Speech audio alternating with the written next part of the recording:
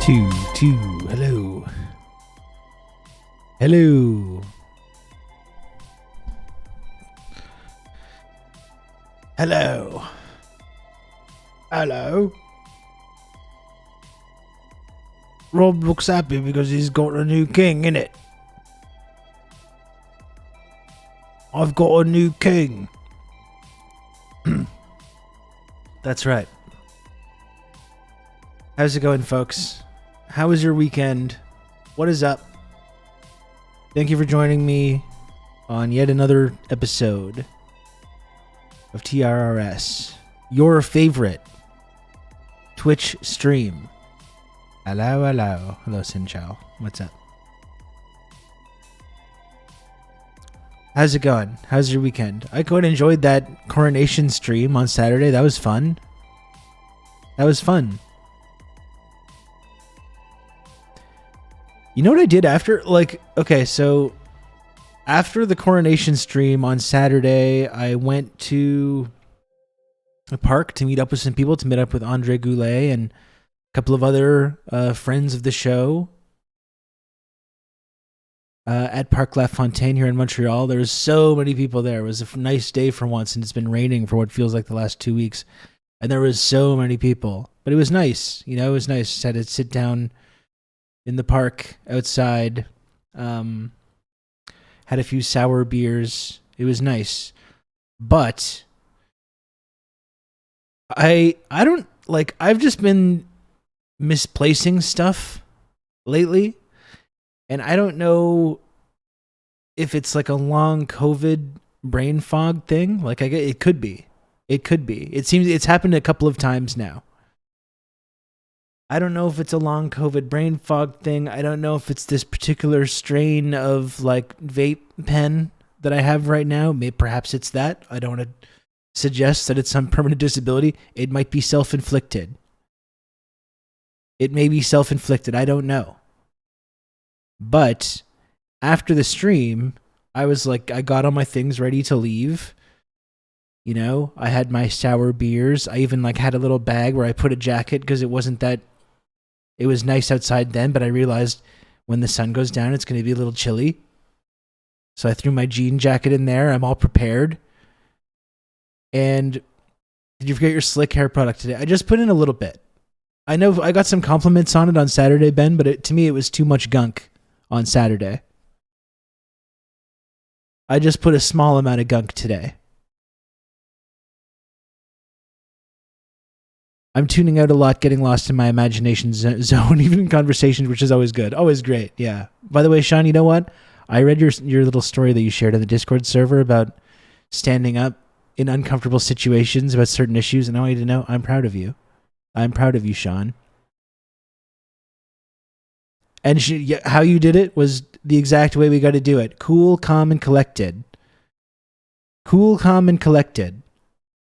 You defend the People's Republic of China from the smears and propaganda. And as you pointed out, it just melts people's brains. Anyway, I've been forgetting all kinds of shit lately. It's happened a number of times. The other day I was getting a croissant and a coffee and I left my phone on the counter at the croissant place. I also got a sandwich. And fortunately, I realized shortly after, so I came back and they had it.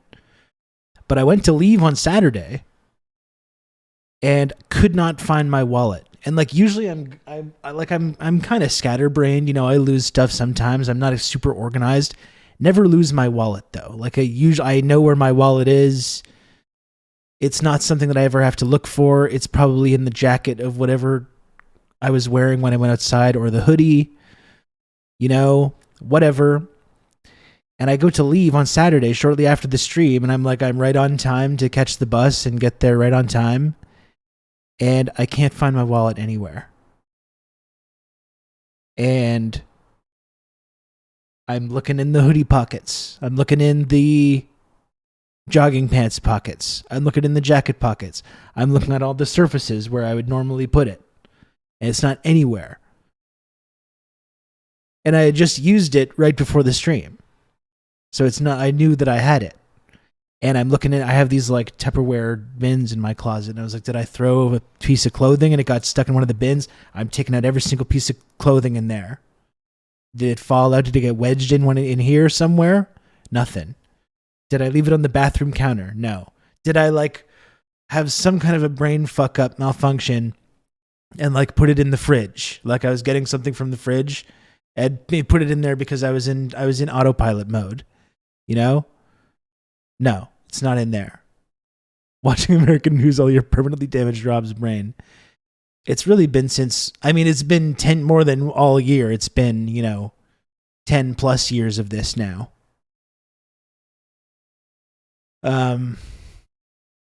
Really since 2015 though is when I really started getting the brain damage from it, with the Bernie campaign and Hillary and all that stuff, which was 8 years ago. The Bernie campaign in 2015 was 8 years ago. What the fuck? Seriously. What the fuck? Too much space dedicated to shit like the number of slurp juices you can use on a single ape. Exactly.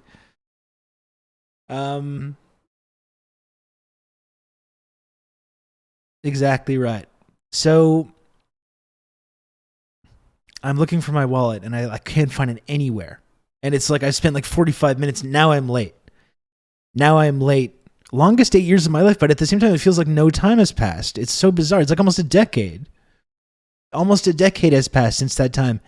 And it feels like no time has passed at all. And I've been on Twitter every single day since of those 8 years. What's 365 times 8? I don't know. I can't do the math in my head that quickly.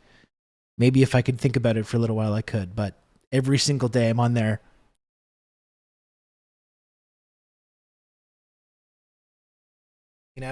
Doing that. Every single day.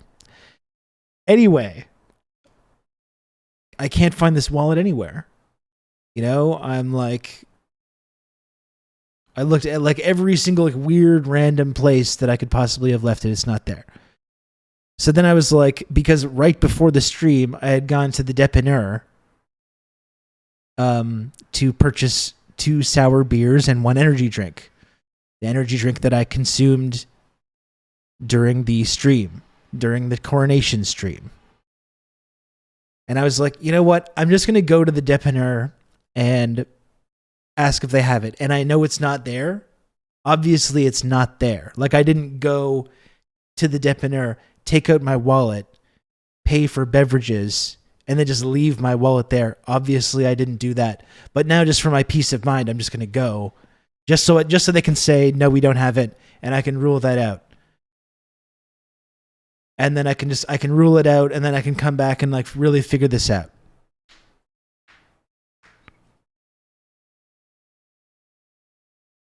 Look how they disrupted and demobilized a movement within an election, how the left still clings to that memory 8 years later. It reminds me of TRRS speech and the difference between mobilization and organization. Yeah, well, look no further than all the people that's fucking gotten so mad the other day when I mildly criticized Bernie for just instantly endorsing Biden. They said, you're too excited for the coronation while out at the corner shop. I was getting the cornetto at the shop. A cornetto. I was getting a cornetto.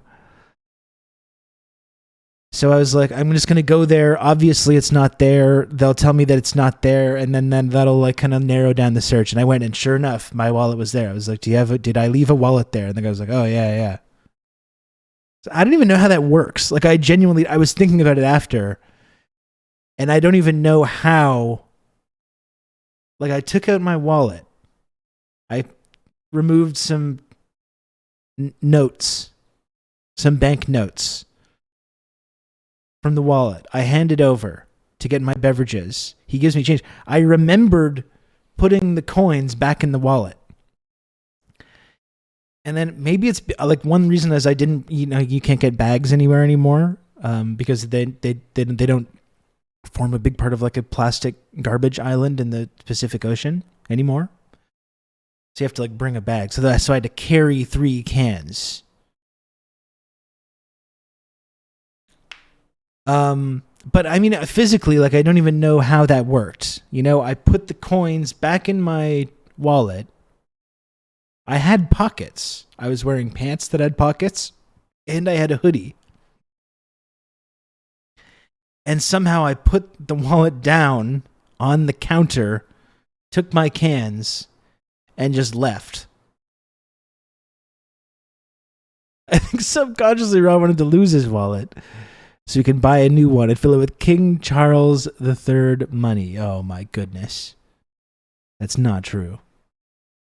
That's a lie. That's a lie. The wallet is the most inconvenient thing to lose. So many cards to cancel and renew. No, seriously. Yeah, it's an ADHD. I mean, it is, and I do have ADHD, and I've been open about that. I have been diagnosed with that. Obviously, that's something I've struggled with, but not like it's taking it to the next level over the last couple of weeks. You know? It's taking it to the next level. And that's 2 occasions now that I purchased a sandwich and left my phone there on the counter. And now I purchased some sour beers and an energy beverage and just left my fucking wallet there. Like, it's really weird to me that this is going on.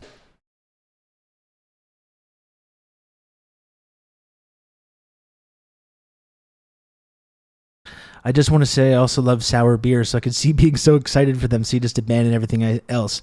I do love it as well. I lost my wallet, Johnny, but I found it. I went to the store across the street from where I am, and I was like, there's no way I left it there. Like, I'm not that ADHD. In the beer buying fugue, I was like, I'm just going to go and check it out to make sure, just so they can say that no, they don't have it, so I can rule it out. And they did. I really enjoy the sour beers as well, but I wasn't even drinking it right after. I was just getting them to put in my fridge. It seems you are, apparently. Well, this is what I want to know. It's like, I know I have this problem already, but like, it seems to me next level lately. The brain fog, and again, it might have something to do with the particular vape cart I've been using right now. Like, maybe that has something to do with it. I don't want to say that it's this like COVID related disability. It's a mental clarity deficiency. That's right. That's right.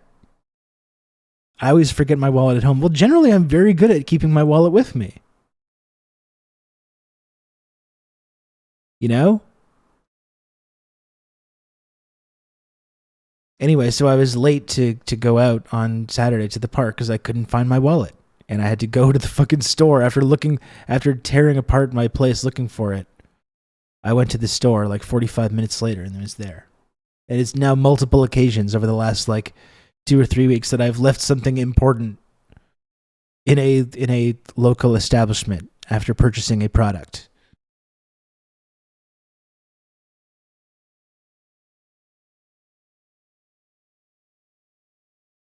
Could be stress. Yeah, maybe I was just so stressed about the coronation stream.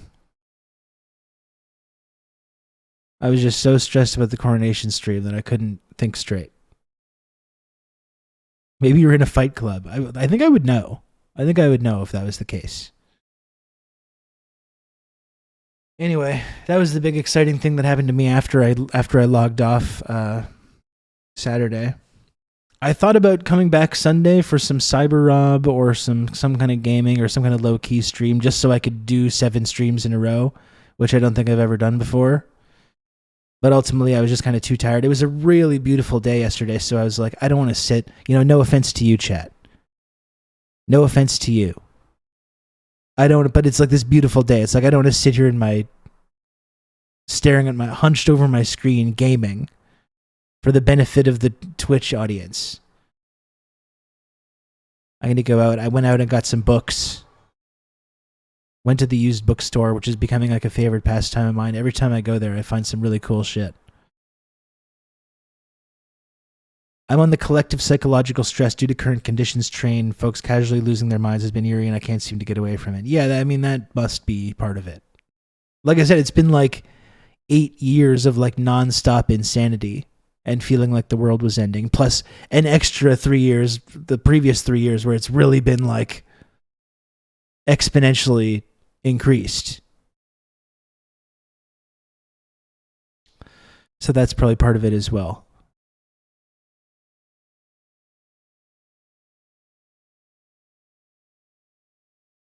I kept leaving my keys in the mailbox. That's a new one. So I have to wear my keys around my neck on a lanyard. Did you see the Jokic push? I mean, it was kind of a flop. Like, the sports owners, professional sports owners should not be flopping on the court, you know? They should not be getting involved in the action in any way. I hope Jokic is not... I hope there's no suspensions or any weird shit with that. I think that would be really stupid. There's also the brain-damaging virus. Everyone's in so denial about, so who knows? Well, that's what I was saying, Carrier Wave. Like, I don't know if the increased brain... It's probably all of the above, right? It really, if we're being honest. I don't know if it is some... I have definitely felt a lot more brain fog lately. That's probably part of it. The constant levels of stress and anxiety and the world ending is part of it. Perhaps my cannabis usage might contribute to it as well. I don't want to downplay that. It could be Havana syndrome. Yeah, I think it's probably a mixture of all these things, really.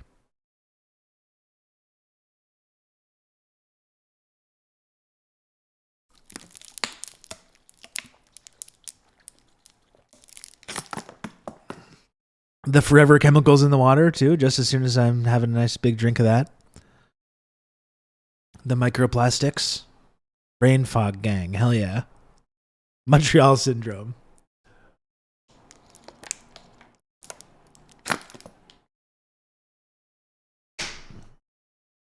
Also, getting old generally sucks. That's part of it as well. You know, one thing I've noticed, like, I used to have a lot of room in my brain for, like, random, like, I couldn't remember important dates and, like, people's names that I met and stuff, but I would have a lot of room in my brain for, like, random character actors from films that I'd seen, you know, or just, like, random stuff like that. And I've realized now that no new information is getting in. Like, I don't have the ability to remember, like, random actors' names and this kind of the random useless trivia that I used to be able to just, like, absorb and just recite on command. My brain is just not accepting new information.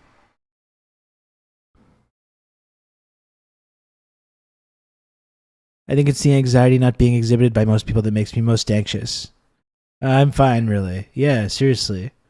We're all just walking around like with pretending that everything's okay, aren't we? We're all doing fine.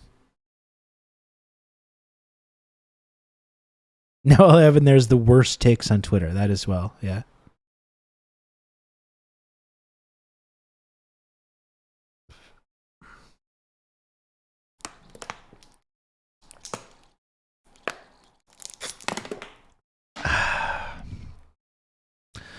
My microplastic water is nice and cold, though. That's nice.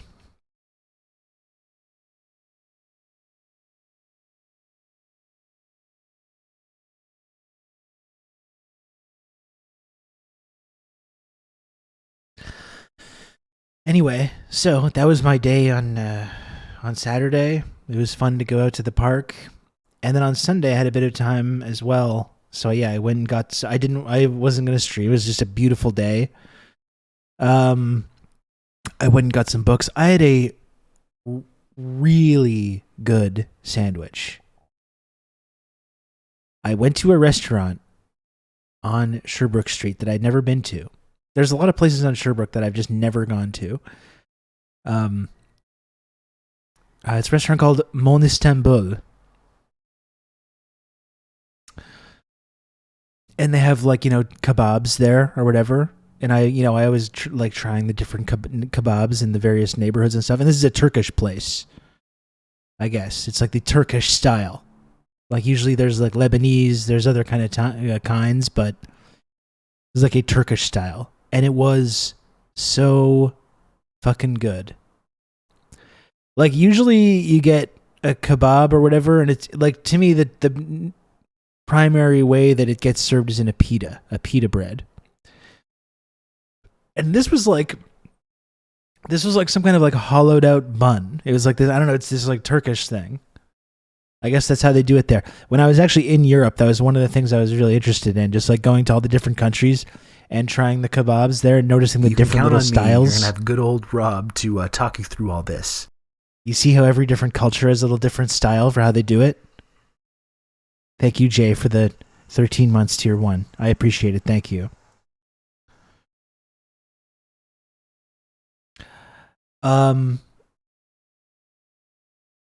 Anyway, so yeah, they do it in this like hollowed out bun. She put the sauce. She put some of the meat, and it like in a lot of like European You can places. count on me. You're gonna have good old Rob to talk you through all this. I can't get those coronation trumpets out of my head. Thanks, Rob. Thank you, Progressive Canuck, for the 21 months tier 1. Because that amazing segment on Saturday got silenced by Twitch, I did recreate it on Twitter. I don't want to play it because obviously the copyright issue is tricky here, but I was able to sync it up pretty nicely for the Twitter post. It was so people didn't even realize that it was fake because it was like timed so perfectly, and it just really played out the whole like cult like creepy element of it. German ones are surprisingly good. No, absolutely, Dave. I've had a couple of kebabs in Germany, and they put the yogurt on there. That was the main difference that I remember. And usually when you get like kebabs, or whatever it's called, like doner, kebab, shawarma. It depends on the different restaurant, the different culture. Usually, like in a lot of places in Europe, it's like lamb or goat, which is quite tasty. And usually when you get it here, it's just beef. But the beef in this place was seasoned really well to make it seem a lot more interesting. So it's like you got the hollowed out bun. She put the garlic sauce, the meat. She filled it with like all the different vegetables. You got some lettuce, tomato, onion. There was some tabbouleh in there, some spicy peppers, more meat, and then a little bit more sauce on top of the meat. And then she closed it with the end of the bun. And I brought my books to the park. I got a Bang energy drink with that as well from another depiner. You can count on me. You're gonna have good old Rob to talk you through all this. Thank you, Talks to All, for the 29 months tier 1. Hell yeah. Thank you, Talks to All. You can count on me. You're gonna have good old Rob to talk Jay you Venture through all as well. this. TRRS Sankara. Jay Venture, thanks for the 2 months tier 1. Relatively newer community member. Happy to have you, Jay Venture. Thank you. And I don't know, it was just tremendous. It was so good. I thought about going today and getting one prior to this stream starting today, and I was running a little low on time, so I didn't go. Maybe tomorrow, though, I'm going to go get one before the stream, and I'll show you, because it was fucking good. And I went to the park. I sat down with my energy drink and my kebab. I had my books. I ate my kebab, was scrolling the phone, lying in the grass a little bit. It was wonderful. Honestly, it was really nice. I did not take a pic. I did not take a pic of the sandwich. German kebab came from Turkish immigrants in Germany, but they changed it quite a bit. The OG Turkish kebab doesn't have the sauce. Sauce is the German twist. Okay. Well, this one near where I am in my neighborhood it's one of the best ones that I've had in Montreal, definitely. And I've been eating like that kind of Middle Eastern food in Montreal for going on 20 years. And this is right up there among the very best.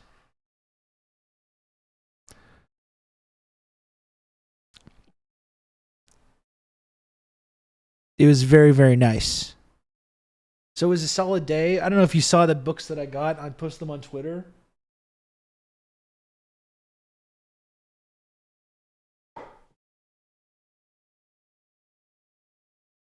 I was really happy about finding this. This is my favorite book of all time.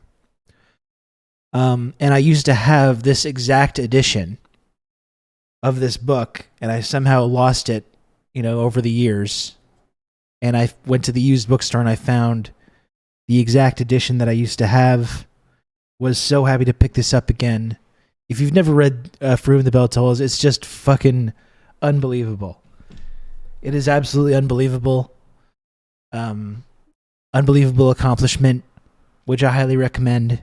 anyone read. It's about the Spanish Civil War and an American explosive expert who's fighting fascism, volunteered to fight fascism in Spain with these guerrillas in the mountains. And it's just about the sort of week or so that he spends up there hanging out with these guerrillas getting ready to blow up this bridge. Leading to, like, it's fairly long. And then by the time it actually gets to the, like, nearly 400 pages into it, it finally gets to this operation that he's been, like, thinking about. That it's the whole book's been building up to, and it's so suspenseful and just absolutely fantastic. I think one of the most amazing accomplishments. So really recommend people check that out. I also found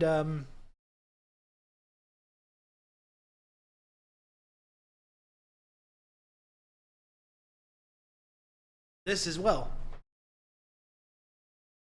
which I was excited about.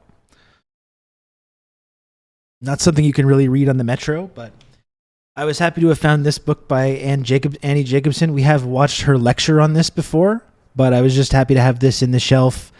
I mean, as we've talked about endlessly, everyone needs to learn this history. If you don't know this, if you haven't learned this history, or if you think you know what Operation Paperclip is about, really digging into the details of that will really, I think, change people's perspectives of America and how America relates to fascism and Nazism, and really goes a long way towards kind of putting a little bit of a dent in the sort of propaganda that's been we've been inundated with in America and Canada for the last like 70 years about our country's relationship with fascism and with Nazism.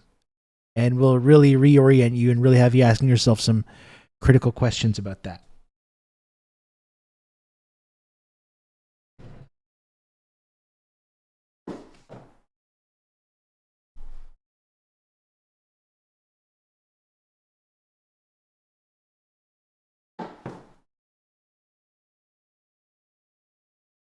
Anyway, was really to find that Hemingway edition. Really happy to find that Hemingway edition. My shelf is getting filled up. It's getting filled up.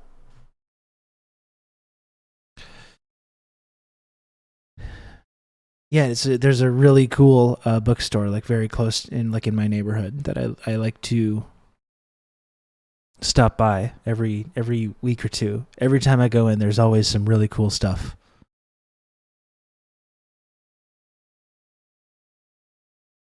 So that was it. That was my weekend. It was fun. I had a good time. I had a good time doing the stream on Saturday. I think being able to cover the coronation bullshit and watch it with all you folks and kind of with the banter, the bants, and the mockery of it and the kind of fun we were having, it really makes those events a lot more tolerable, and even, dare I say, enjoyable. So I really enjoyed watching that with all of you, and I did watch Succession last night as well. It just doesn't seem like I would like to do a more dedicated Succession chat some days, but not enough people have seen it, not enough people are caught up with it. And it's the kind of thing that I just don't want to talk about it because people haven't seen it and I'm going to spoil things. And especially with this season, it's almost impossible to talk about without giving away major sort of spoilers about what happens. So, but I did watch the Succession. I enjoyed it a lot.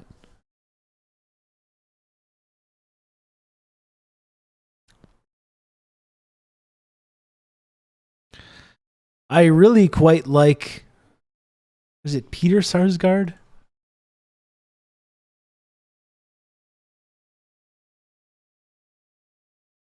It's Alexander. There's all these different Sarsgaards. There's so many of them now. As Lucas Matson. I've been really enjoying his turn on that.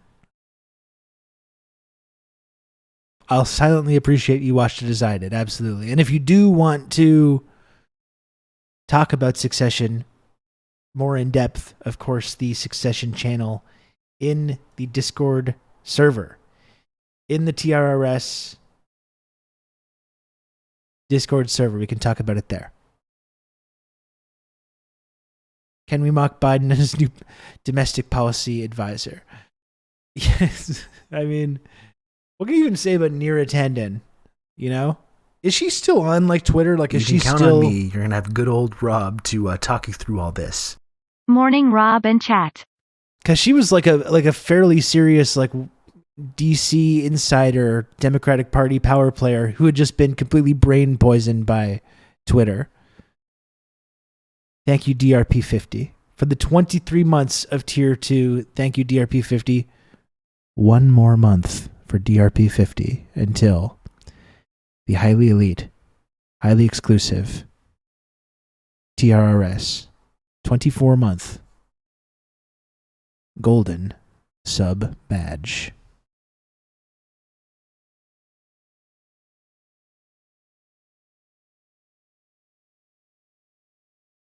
Biden is just trolling us. Well, it's just like, what is, like, you know what I mean? It's like there's just this like kind of insider situation where you just can fail upwards. It doesn't matter how many times you get rejected or how many times like you don't do your job properly. When you're part of that little club, you just it's difficult to be removed from it. What domestic policy is she going to advise? I don't know. Has Bernie endorsed her new role yet? He should. I think Bernie should get on that and ensure that, you know, we all understand that she's this kind of progressive champion. The best hope for defeating Republicans. Bernie's been saying like a lot of good stuff lately, right? That it's impossible to disagree with. Bernie's like, there should be a 32-hour work week. We should tax everything above $1 billion at 100%. He's saying all kinds of stuff. But it's like, okay, I agree. Didn't she punch a journalist in the chest for questioning Hillary? Yeah, it was Faze, wasn't it? The Bernie's advisor when he was with Press Progress, who ended up on Bernie's staff. That's right, and encouraged Bernie not to go out. He encouraged Bernie to treat Biden with kid gloves as well.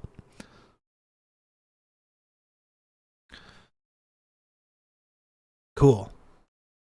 Yeah, but Bernie's been saying a lot of good stuff lately, but then it's just like, okay, well, you know, how is that going to happen? Yeah. Let's tax billionaires above $1 billion at 100%. Let's have a 30-hour work week. Let's do this. And also, yeah, vote for Joe Biden. Go vote for the Neera Tanden advised Joe Biden administration. They're going to get right on that. All these big changes. Bernie did surround himself with vipers. He did, yeah, unfortunately.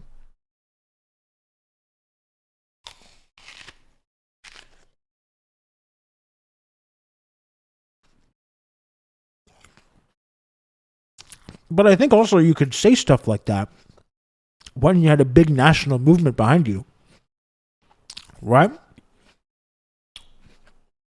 Then it had some weight to it. But well, without that movement, then it's just like a tweet.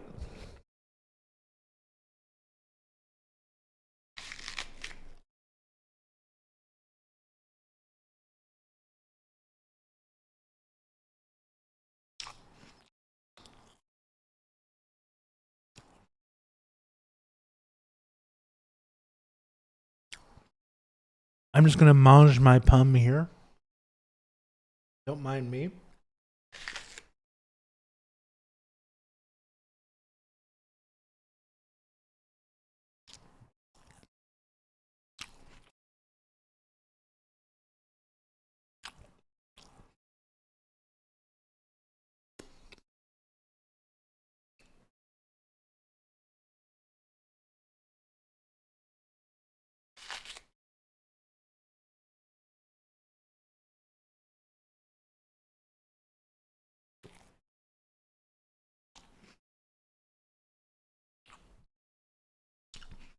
I don't know if he was controlled opposition for the Dems because I think they genuinely did hate him.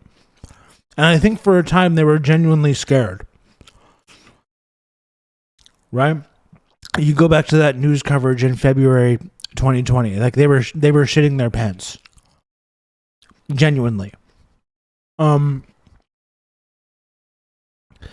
yeah, I think ultimately that's what it is. As much as Bernie talked about like the democratic socialism stuff, and I definitely give him credit for making those words maybe a little bit less scary for people. But ultimately he's like an FDR style liberal. And I always got the impression that even though Trump being elected wasn't his fault, I got this impression that maybe this is just me reading it. I don't want to read too much into it, but I always get the impression that he kind of believed that. He kind of believed all the criticism about, you stayed in too long, you hurt Hillary, you damaged things, and Trump got elected. And I think I have this like feeling that he felt responsible for it and was like, I'm not going to do the same thing again.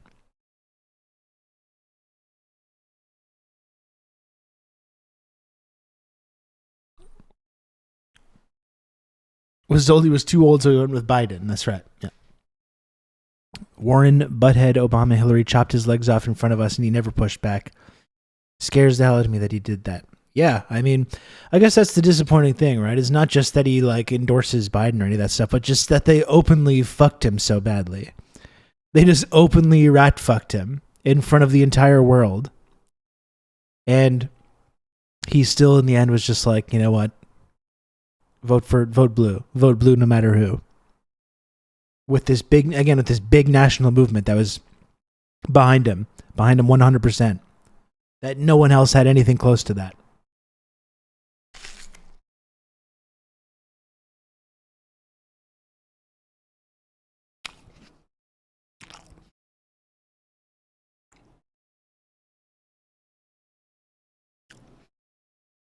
That's what happens when you try to reform the system. Let it be a listen. And that's another thing, too, is that if he had been elected, we also would have seen the limits of that kind of like reformism. Like if they didn't destroy him, then it would have his agenda would have been completely. The big difference was, you would have had the Joe Manchins stopping Bernie's agenda just as they tried to stop Biden's agenda.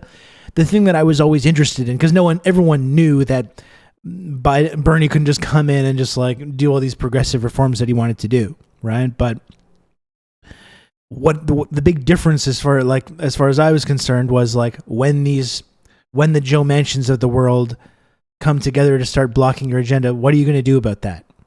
Right? Biden just did nothing. Biden was just like, well, Jack, nothing we can do. I guess we better just not pass any of this legislation. I was kind of interested to see this possibility of Bernie like going after these people and really trying to strong arm people into supporting his agenda. That's kind of what I was interested in. That's the one big difference that I would have liked to have seen his approach for that kind of thing versus what we saw Biden do.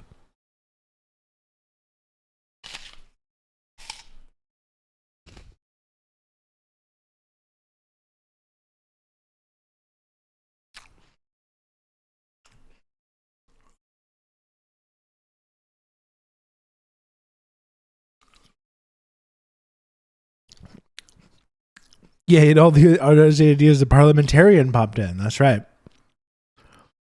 To shut down. He either would have been stopped at every turn with zero support from either side of the aisle or assassinated halfway through his first term.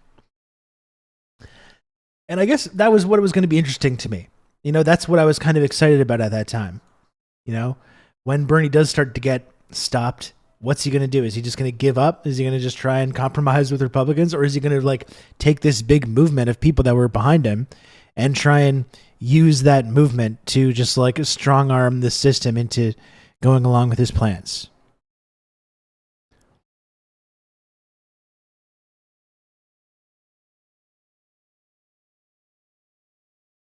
I'm interested to see how much he could have actually been able to influence public opinion. That's kind of what I'm talking about. Like even Bernie wrote an op-ed in like the West Virginia newspaper against Manchin, and everyone got mad at him. But ultimately, when he's just a senator, he doesn't really have the pull. If he had been the president and like holding big rallies and like trying to pressure people and force people to go along with his agenda, I would have been really interested to see how that worked out. He literally could have run independent in 2020 and likely won. I mean, that's what I remember prior to the election. I talked with Will Menaker on my podcast at the time and asked him about that. You know, I would actually be interested to go back to hear his answer, because just taking all those resources that he had, the money that he raised, and that big movement, and just skipping that entire stupid Democratic Party primary, which they control, which they can fuck you at any turn, as we saw in Iowa and elsewhere.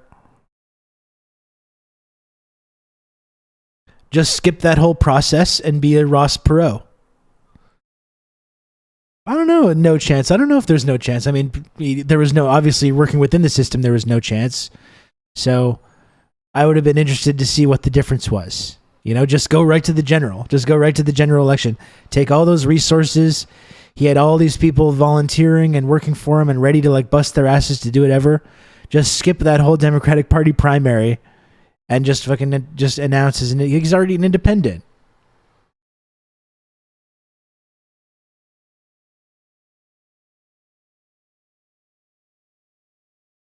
I don't know. Would have been interested to see. It's kind of an interesting alternate history thought experiment type thing.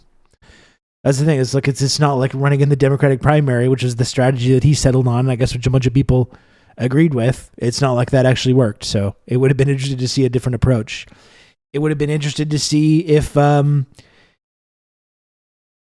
he had followed the like Sirota, Breonna Joy Gray camp in his campaign, who were encouraging him to like go after Biden and fucking roll through him, you know, which he didn't want to do. He listened to the phases of the campaign, and he punished Sirota. It was very interesting getting to talk to Sirota about that. Would he have won if he had followed that advice? I don't know, but it would have been interesting. On the current strategy, he didn't win either, so it would have been very interesting to see if he had just gone for broke. You know, he had the brass ring right in front of him.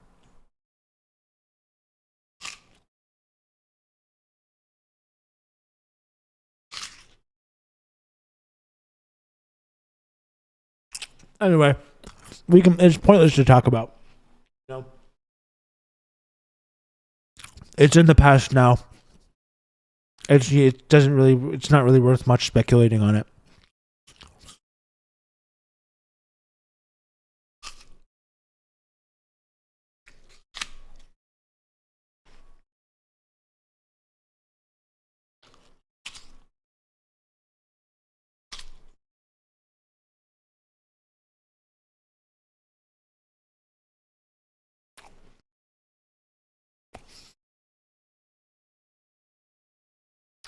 It was really interesting talking to Sirota about that moment.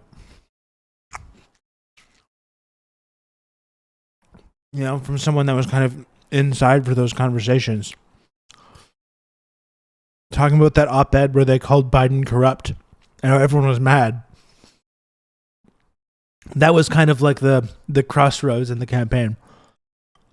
And they came out with that op-ed by Zephyr Teachout, where they said Biden's corrupt, and of course he's corrupt. Everyone's mad, and yeah, I talked to Sirota about that, and he was just like, "This is great. This is great. Everyone's freaking out, you know, and we're trying to like win the election."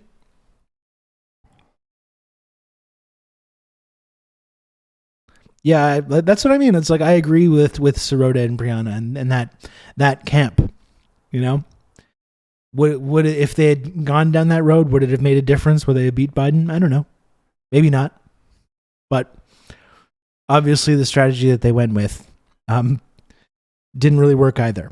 Anyway, again, we don't need to speculate on this alternate history. I don't know. It's kind of an interesting thought experiment, but there's not much point to it.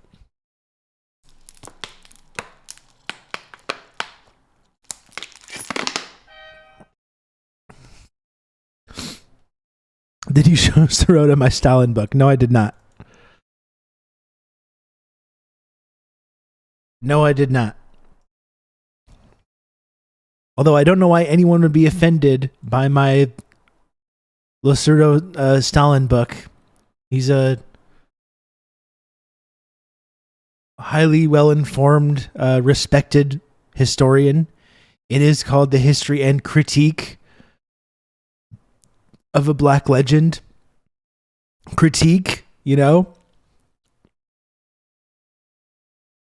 It's not like here's a totally unapologetic pro-Stalin viewpoint. That's not what it is, you know?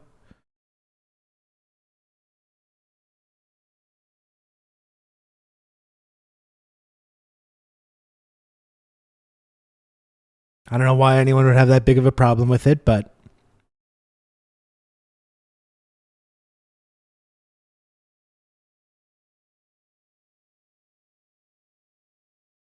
my only issue with the book is that I don't think Stalin was African American. I agree. He did get that one wrong ultimately. He did get that one wrong.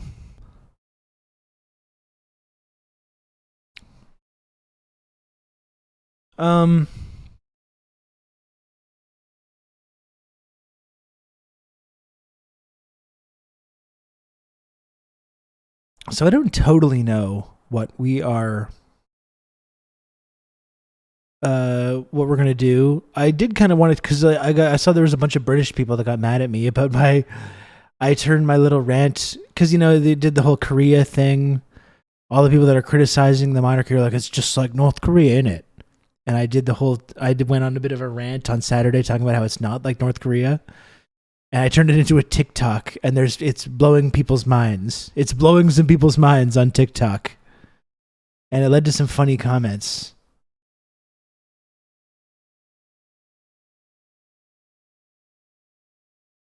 We can take a look at that if you want.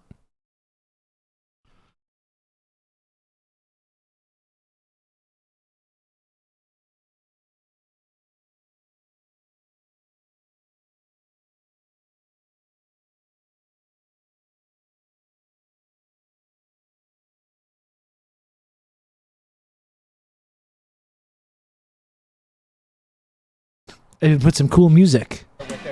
And people in those moments do this thing where they're like, what are we about that meme? Like, what are we, a bunch of Asians? People will like try to criticize the monarchy or criticize this kind of thing and being like, it's exactly like North Korea. And the fact is, no, it's not. No, it's not like North Korea, where they like have military parades in this society that was formed by genocidal violence against imperialism. Yeah, of course they have military parades. And of course, that's a big part of their society because they got the world's biggest military power parked right on their border, conducting these like military exercises every single year. And they remind their citizens, the people that live there, that they have the ability to protect them from this like inherent threat, this violent threat that they're constantly living under. So no, it's not like North Korea because that actually has a purpose. That actually has a purpose when they carry out those like military parades. And the Kim family, unlike the British royal family, has actually like accomplished things, you know? That's the reason the Kim family is still popular, because Kim Il-sung fought in a war, struggled in the fucking dirt and muck and freezing cold to free his nation from colonial occupation of the Japanese. That's why the Kim family is still upheld in Korea. What has this guy done? What has his family done? They didn't do shit. They haven't done anything. They were actually on the wrong side of a lot of those conflicts. So no, it's not like North Korea.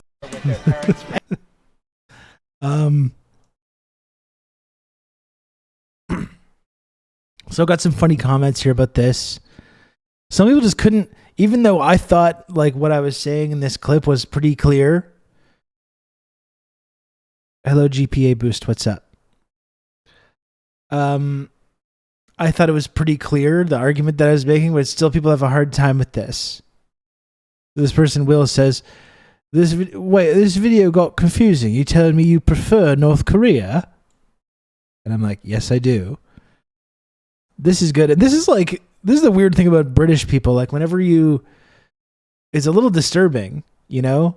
Anytime like an American criticizes Britain or the monarchy or like British food or whatever, they immediately bring up school shootings, which just seems like a fucked up thing to do to me.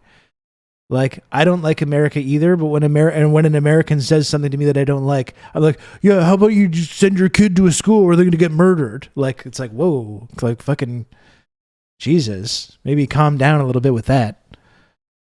You know, there's the first thing that they want to do. But this Joshua Claxton with the Ukraine flag in the bio says, I'm sorry, what qualifies an American to talk about our monarchy? Is it because you managed to complete school without being shot?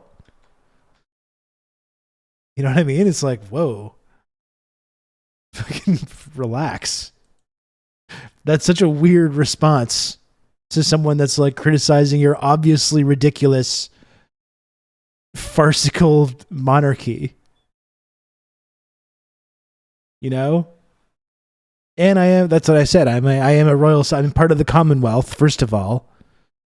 So I'm allowed. Ukraine flag and bio. And yeah, maybe if you don't like an American, there's something that an American said, maybe don't immediately talk about like children being murdered in schools, which is like I don't think that's something you should just like use to own someone in an online debate. I think it's actually kind of disturbing.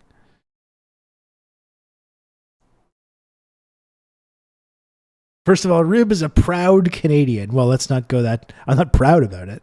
I'm deeply ashamed. I'm deeply ashamed. This guy called me a real life soy jack. This guy Charles, and this also has a Ukraine flag as well. Like, this is the level of delusion that like British boomers are operating under. And I don't know if this. Well, Charles Barlow's 63, so he is a boomer. No one cares, darling. I say lots of people care. He says, I think it's time for the UK to get back out in the world to retake the Imperial Empire for Charlie Boy. Like, how many levels of fucking delusion do you have to be operating on to think that there's any chance that the British Empire is coming back? You're going to break out the old redcoats again and go recolonize all these places? No, it's not coming back, Charles. It's gone. The empire is gone now. It's gone away. The sun has indeed set on the British Empire. It's gone. It's never coming back. In fact, Britain will continue to splinter into. It will be, pretty soon the UK will just be no more. It just won't even exist anymore. To say nothing of the British Empire. You're not even going to have dominion over fucking Scotland and Wales anymore. Let alone like, you know, Natal or Cape Town or India. You know, it's not coming back. The empire's not coming back.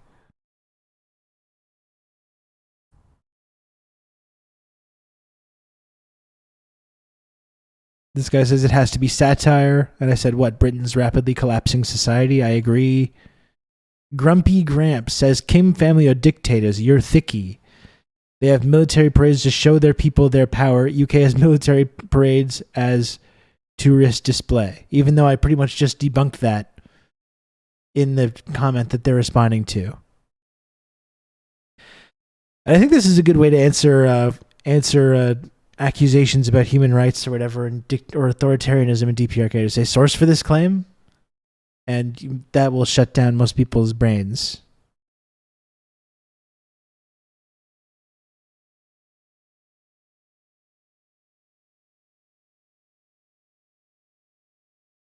Did you know Katy Perry is the ambassador for something called the Britain Asian Trust? Oh, that sounds nefarious. Oh, excuse me.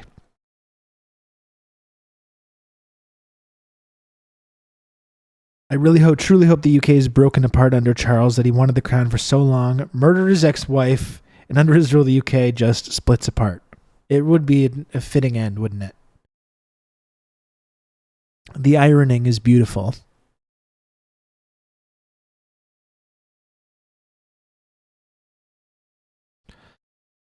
But I do want to reference this though, because to compare it, like, I think this is really interesting. The way that like anti-Asian and anti-Korean propaganda gets used to justify all kinds of things. use even people that are like, oh, I'm on the left, I'm a Republican, I'm anti-monarchist, but then they've used the DPRK to suggest that there's something wrong with their own society. There's that, and then there's also an example of how this kind of propaganda works and why we have these distorted ideas about DPRK.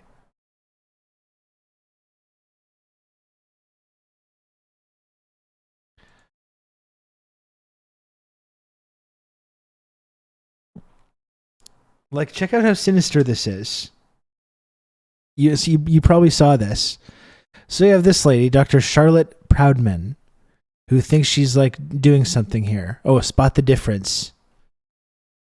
Spot the difference.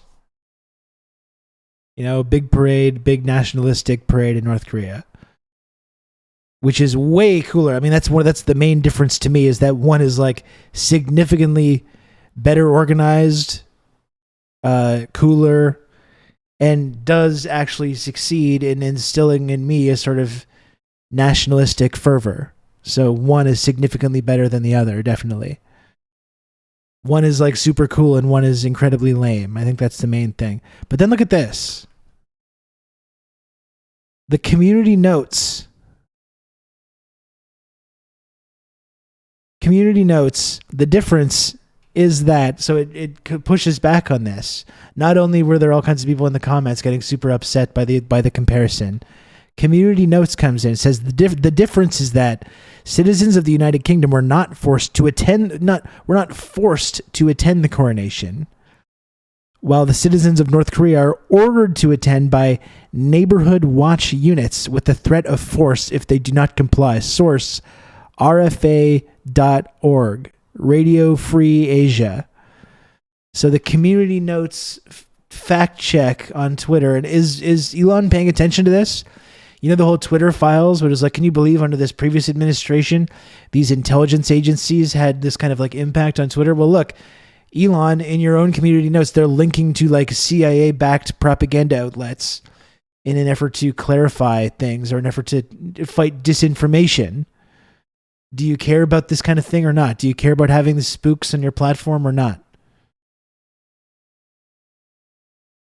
And yeah, they link to an RFA article. North Koreans wait 17 hours for compulsory viewing of Pyongyang military parade. And as we know, RFA was founded initially as a like CIA front. It may now, we can dig into this, it may now have some kind of degree of separation from the intelligence agencies. It's probably more connected to the NGOs or whatever now. There's probably like a mild effort to like distance it from the CIA, but you know, it wants a CIA propaganda outlet, always a CIA propaganda outlet. And if it is connected to this NGO world anyways, those are all arms of imperialism as well, arms of the U.S. State Department.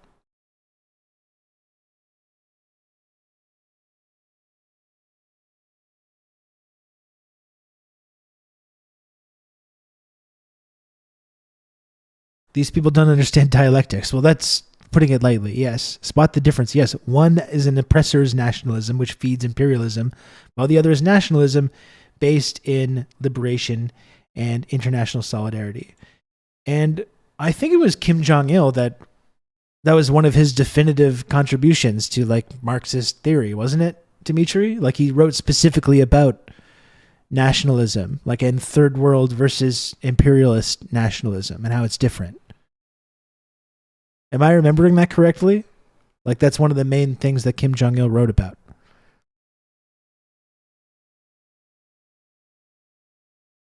But this is how it gets fact-checked, right? This is how it gets fact-checked. Oh, a link to this RFA article about this.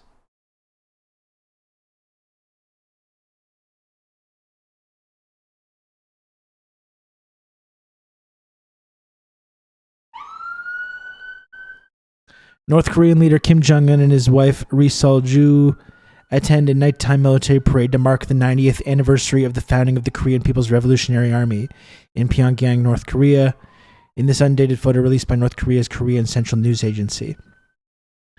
I think first and foremost, the idea that people in DPRK aren't proud and wouldn't just show up to a 90th anniversary celebration, of the People's Revolutionary Army without being forced to. I think that in and of itself is like a wild assumption. The idea that citizens in DPRK wouldn't be proud of this military, which has successfully held out their little socialist project despite all obstacles that have been placed in their way over the decades. The genocidal war that the imperialists fought to prevent socialism from even being enacted, destroying all the infrastructure, killing millions of people. 2 million people were killed in this conflict. And despite all the obstacles, despite that genocidal war, despite the sanctions, the blockades, the way that the largest economic and military and cultural power has been keeping their thumb on the scale against them now for 70 years, pumping capital into South Korea to hold it up as being this example of like capitalist development, which, as we know, as we've seen from films like Parasite or things like Squid Game, is not an accurate actual assessment of the success of South Korean capitalism, where there's millions of people in South Korea being ground into fucking dust by this economic system that's been literally enforced on them at gunpoint. And the idea that people wouldn't feel a sense of nationalism or a sense of pride in their nation or in the military, which, whether you agree with it or not, they would view as having protected them over the last 7 years. And they still have this project. They're still standing. It's an incredible accomplishment. In the same way that people point to Cuba, look how poor Cuba is, look at all these problems. Surely that's an example of socialism failing. No, it's a huge success. It's a huge success story. The fact that they're still standing decades later, despite every obstacle, despite the world's biggest imperialist power right next to them, 100 miles away, refusing to trade with them, refusing to buy their goods, refusing to let their partners trade with them. Just using every method available, these with economic sanctions, blockades, trying to assassinate their leaders, black propaganda, everything that they can throw at them. They've been doing so for decades and decades and decades, and they're still standing. That's an amazing accomplishment. And the same, as I've long argued, it doesn't seem to be too much of an issue for people in the West to support Cuba. It's not, that doesn't seem to be controversial. But the same people that will support and uphold Cuba or Castro or whoever, for some reason, when it comes to North Korea, have a really difficult time with that. And that's always been my argument, was that we should see these places as very similar, very different culturally, obviously, but similar in that they've been holding out now for decades and decades and decades, despite this constant, never-ending attempt to subvert and destroy them. And, we talk about DPRK missile tests and military parades and stuff. But as I point out in that video, you've got the world's biggest military power who killed 2 million people in their nation, destroyed the entire nation, all the infrastructure, just the absolute horror show of the Korean War that they inflicted. And, they've got that military still occupying their nation. They're still arbitrarily partitioning the country, still keeping this what should be this unified people, keeping them away from each other. You've got this powerful military right on their border, training South Koreans. You've got the CIA and the intelligence agencies getting in there, working with them. They've got this incredibly powerful military power still, decades later, occupying their country, partitioning their country, aiming nukes directly at them, conducting these provocative military exercises every single year. And they're still standing, And people wonder, why are they doing these missile tests? Why are they doing these military parades? Well, that's why. That's exactly why. And it's not surprising that supporting the military is a big part of their culture. And it's not surprising at all that on the 90th anniversary celebration of the founding, you're gonna have good old Rob of the People's Revolutionary Army in Korea, that people would go to celebrate that. Unoccupied Korea. That people would go to celebrate that, and that people would feel a sense of pride in their country or the military there. Is that really that surprising? But no, according to CIA-backed propaganda outlets like RFA, the only way that anyone in DPRK would ever support these things is if they're being physically coerced. They're being physically coerced with the threat of violence. That's the only way. Like, really, it's really not hard to understand why the Kim family is popular in Korea, in DPRK, and in South Korea, frankly. Why they support the military, why they feel a sense of nationalism or pride in their project. It's not surprising at all. Thank you, Effusive Stoic, for the 18 months, Tier 1. I appreciate it. Thank you, Effusive Stoic. But according to RFA, no, that's the only way that someone would show up in DPRK to wave a little flag around is because they're going to starve their family or whatever. Or they're going to lead them there at gunpoint or whatever. No, seriously, the logistics alone of coercing that many people into an enthusiastic public event is so comical.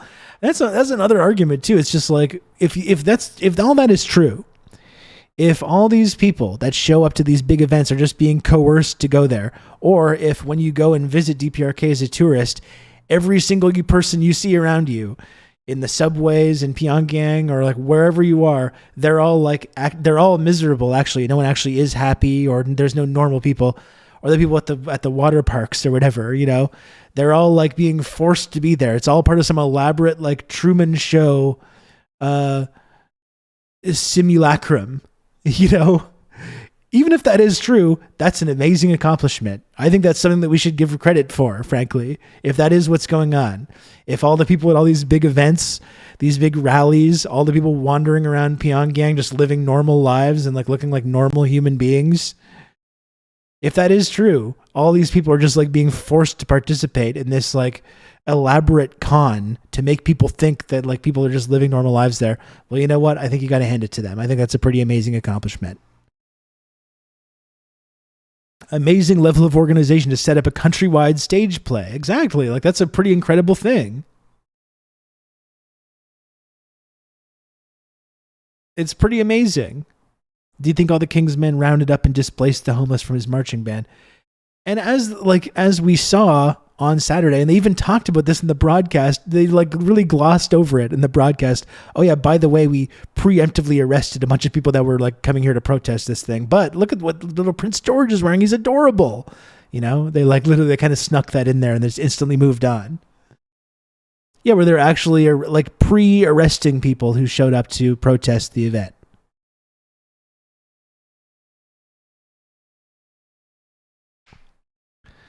Yeah, same with the Havana syndrome. That's right. Amazing traceless technology that just fries the brains of your enemies. Like, what are you even fighting against that for? So yeah, that's the point though, is that I don't think it's surprising in any way that there's people in DPRK that do genuinely still like and respect the Kim family, that like having a member of the Kim family as being the kind of figurehead of their government. That like going to these rallies and supporting their nation and feel a sense of nationalism or pride in their little socialist project that's been going on for decades and decades and is still standing despite all the efforts that have been made to the contrary, or that might feel some level of respect or admiration for their military, which successfully did repel this imperialist war and prevented them from completely taking over the whole country. I don't think it's surprising at all that people would just come to that conclusion that this is something that they feel a sense of pride in.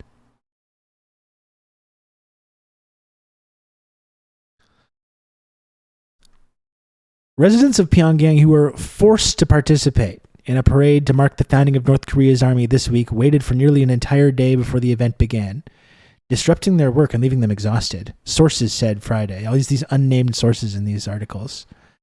On the evening of April 25th, Pyongyang commemorated the 90th anniversary of the founding of the Korean People's Revolutionary Army, the predecessor to the Korean People's Army formed when the country was founded in 1948, with an extravagant military parade classified as a number one event because it was presided over by the country's leader, Kim Jong-un.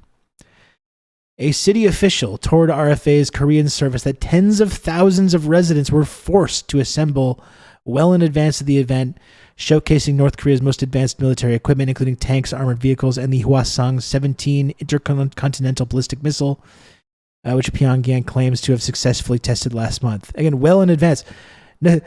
Just completely unthinkable that someone might have wanted to get good seats. You know, you show up early. You show up a little bit early so you have a good seat at the parade, right? Just unthinkable, though. It's just unthinkable that would happen. And there was, as we saw, there was people, and these people were fucking weird freaks as far as you ask me, but I don't think these people were coerced. There were people the night before the big coronation parade lining up in the rain and camping on the street to get a good spot in the parade. I don't understand these people. I don't agree with them. They're weird freaks as far as I'm concerned, but that was happening. And no one thinks that those people are being coerced or forced to. They just want to go to the parade because they feel this sense of this incorrect and unfortunate sense of nationalism in their shameful culture, you know, for whatever reason. And yeah, they showed up early. They camped out in the rain for this thing. You know, I find that weird, but when someone else does it in another country, they're being forced to. They're being forced to do it. They're being coerced. Look at Lord Richard in his regal attire, wearing the diamond of some foreign land we committed genocide upon. Oh, look, and his mother and wife is closely behind. People enjoy spending time with others and drinking and celebrating, even if the reason is stupid. Yeah, absolutely. And again, I don't think this is stupid.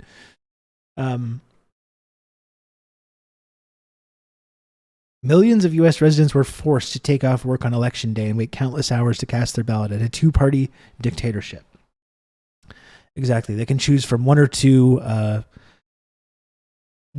representative parties of the capitalist class.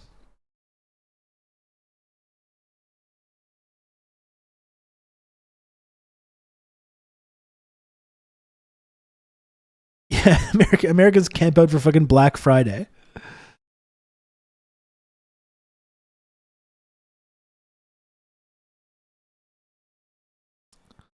From the dawn on the 25th, about 100,000 Pyongyang citizens waited at Kim Il-sung Square for 17 hours to make the military parade possible, said the official, noting that the start of the event was not made public until just before it began. They were all totally exhausted. Sources told RFA that North Koreans have tried to avoid parade duty ever since Kim Jong-un came to power in 2011. The government has taken action to make sure parades are not sparsely attended, forcing them to practice watching or marching in the parade in the 2 months leading up to the actual event. Now the number of participants are assigned to each neighborhood watch unit and they're forcibly mobilized, the official said, the unnamed official.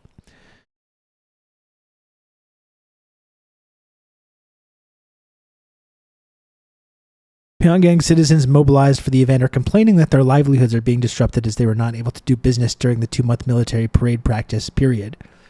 There are many residents who think that it's better to pay $30 per month to drop out of practice so they can work instead.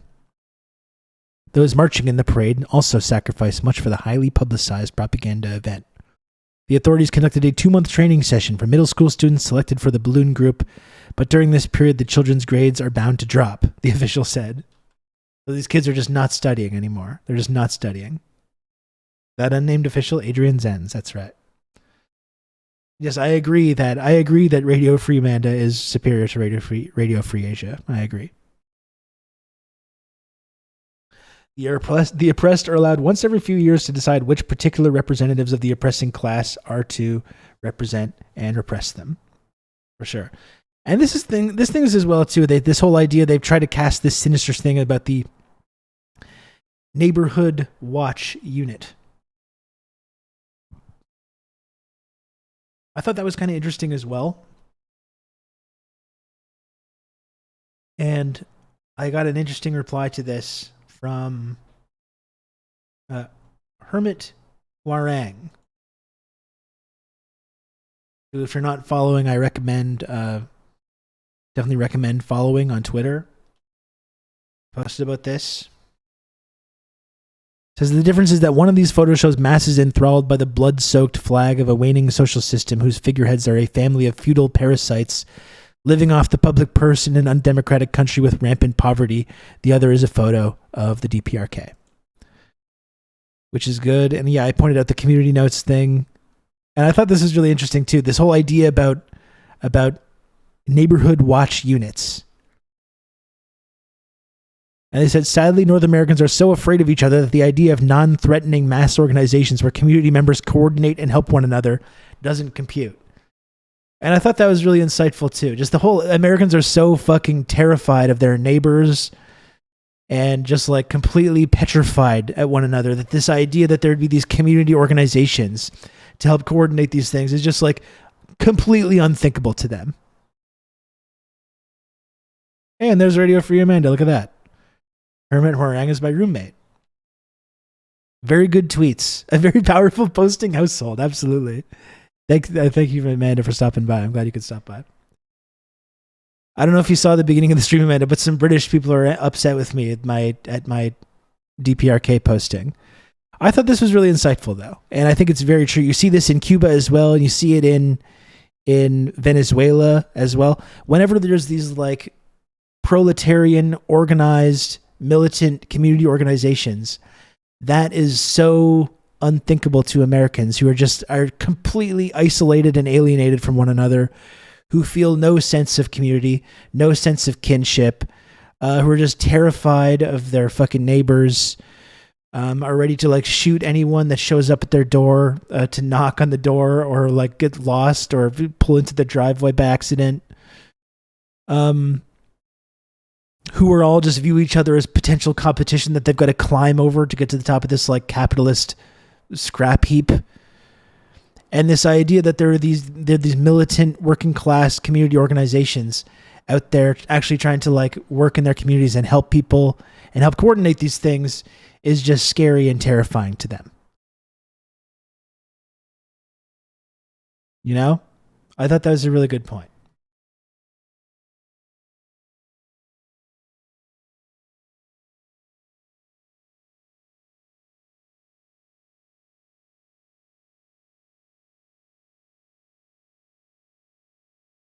Do I want to keep reading this? Oh, there's so much of this.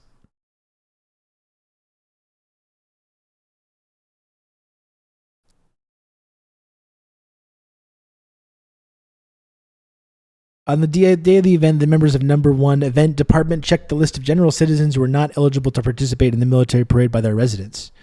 General citizens, such as elderly and younger children, who were excluded from participating in the event, gathered in a certain place by residents until the end of the parade, and their movement was restricted. Security agents with heavy firearms were stationed on the rooftop in an abandoned building around the square, and strict security was maintained until the event was over. I don't know what they're afraid of. Again, not something you'd ever see in America. Of course, having snipers on the roof of any kind of like, or having armed men or having security at any of these events, just unthinkable, right? Who can imagine such a dystopian authoritarian society where that kind of thing would be going on, you know? Just nothing like the US at all. People do lose their shit about driveways around here. No, I know. It's like fucking psychotic. Seriously.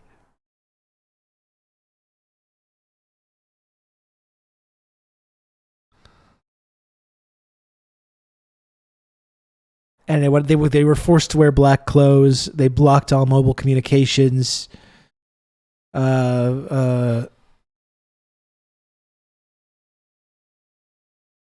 Inspected with metal detectors by members of the Ministry of State Security and banned from possessing watches and mobile phones.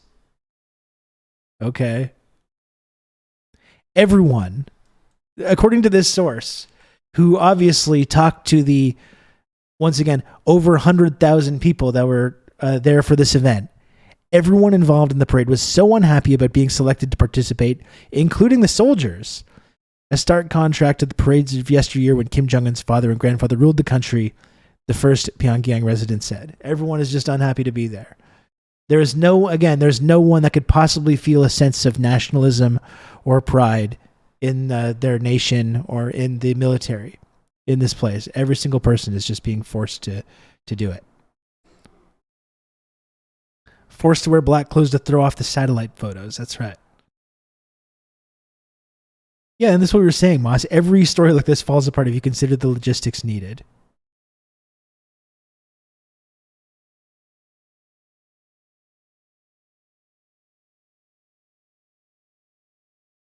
they used to treat soldiers really well, even though I'm sure that like Radio Free Asia in the 70s and 80s was not saying this. Now, though, under Kim Jong-un, now the soldiers are just forced to go back to work with no compensation. It was the new weapons, blah, blah, blah, blah. I don't know. That's the end. But I think it is, like, this is funny, but I also do think it's, like, kind of sinister the way that this community note was put in here to literally defend British Empire, the backwards British genocidal monarchy. This community note was put in place with a CIA-linked propaganda outlet to suggest that, like, every single of the hundreds of thousands of people in this Pyongyang parade were just coerced to be there because of these community watch organizations.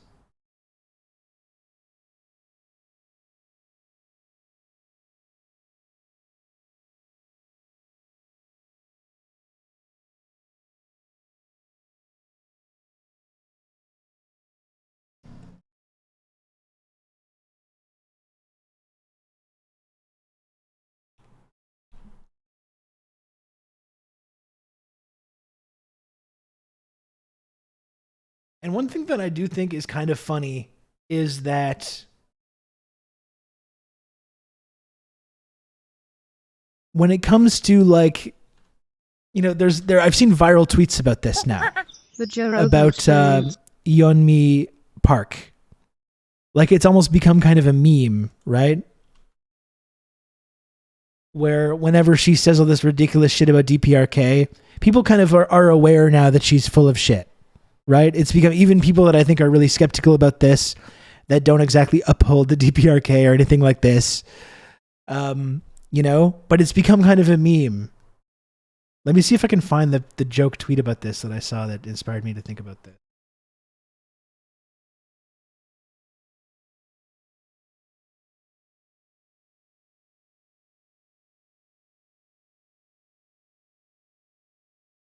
Yeah, like there's this, like maybe we'll see some of this in this Joe Rogan interview.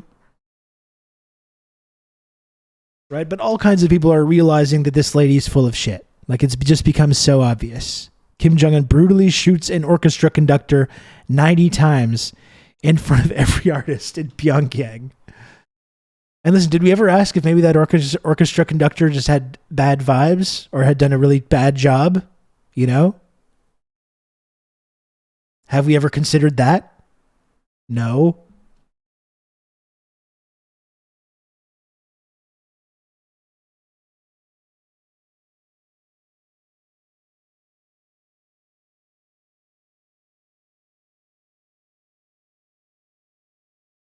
I'm trying to find the one joke tweet that I'm talking about there. It's just like, it's a picture of her on the Rogan show and being like, and then I was eating the rats and then the police came to force me to eat the rat faster, but then the police officer was also hungry, and then the rats started eating the police officer, and then I started eating the police officer to save him from the rats, and like all these kinds of things.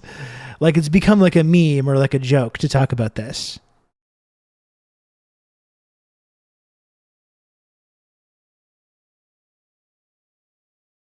We do need a montage of all the ridiculous claims. Let's look at this Joe Rogan clip about this. But I think this is the point that I wanted to make, though, is that a lot of people, I think, like, it's becoming like a meme or a joke. The fact that she's like so obviously full of shit. Like, you had a lot of people making fun of this. Making fun of this, like, post. And the conductor was shot by Kim Jong-un, but then the rats got hungry and ate the conductor. And when the rats ate the conductor, the orchestra ate the rats because there's no food. The orchestra is sent to prison because they smiled while eating the rats, and smiling is illegal. Like, it's, you know what I mean? It's become a joke. It's just become a joke that obviously she's full of shit, right? Obviously she's making shit up and lying. We can take a look at some of like what she says in this thing. We looked at her the other day in that clip as well, where she was just like super shiny. I don't know what with the shininess. That's kind of weird to me. But, you know, she's been everywhere. She's got TED Talks here. There's been a number of North Korean TED Talks. Talking with Jordan Peterson. Talking with Joe Rogan. But it's become like enough. People are starting to realize what's going on here. Let's hear from some of this. I want you to try to explain it to people how people were dying in these hospitals and Joe, rats you're so stupid. would eat the eyeballs of the people who were dying, and children who were starving would eat the rats. Mm-hmm. And then the children would die and the rats would eat the children. Yeah. Explain what this was like. That you hear yourself, sir? How did you see this? Come on, Joe. Well, I'm seeing that the bodies on the streets like everyday thing. It was no. Where were the bodies? Like just laying around on the streets? So they are floating in the rivers, and then they also train stations somehow had a lot of dead bodies because North Korea is very cold, and there's a train waiting area, and North Korea has one train go to one distance like once a month, and like. Here it would take like 1 hour to go the other place. In North it take a month at least to go. Because people have to push there's no it. electricity. And sometimes people have to push the train. Yeah. They have to push the train. Yeah. Yeah. Traveling in North Korea is an unbelievably difficult thing within North Korea. So, anyway, so in train stations, that's when people die mostly. And in North Korea, the hardest thing as a child for me is that when my mom goes away to find food, we don't have we don't have phones, we don't have letters. If I say goodbye to her, I don't know when I'm gonna see her again or if I'm ever gonna see her again, because she could have killed and like raped and starved. You just never know how to find people. There's no way of you can't write letters. In the morning when you go like walk no to the phones, train station, they no just letters. put the piles of the dead bodies, and they're all like become rigid, right? They're almost like wood, piled them and taking away. And but the thing is, for me, I didn't even know the word compassion. Like nobody told me. No, you in have compassion, to feel bad for it. in 'Cause for me, DPRK, where like, it's like fish in the water don't notice the water, right? Like that. They was don't allow something homelessness. Of every course, day there's I no saw as a compassion. child. They don't So even have a word for you it. never went days where you didn't see. This is a normal thing to see dead bodies. It was every day as like normal as like breathing the air right now. And one thing that I still remember is like, first of all, look at any American city right now. Like look at what's going on in the streets of New York City or San Francisco or Boston or Chicago. Like you're gonna see people living in fucking horrific conditions, including dead bodies. Fucking, you open up Twitter, there's a nonstop stream of like snuff films now, and you open up Twitter, whether it's from mass shootings or whether it's, whatever. Joe lives in Texas. Compassion is illegal in DPRK. You're not even allowed to give the homeless water. That's right. I remember seeing, actually, on that subject, I remember looking at one of these Korean propaganda outlets at one point saying, like, as a bad thing, saying, like, people that had businesses were being forced to, like, take some of their whatever meager profits they have in their business and forced to, like, use those funds to feed the whatever people that were slipping through the cracks, And they were like, they're being coerced. They're being forced to like care for one another like this.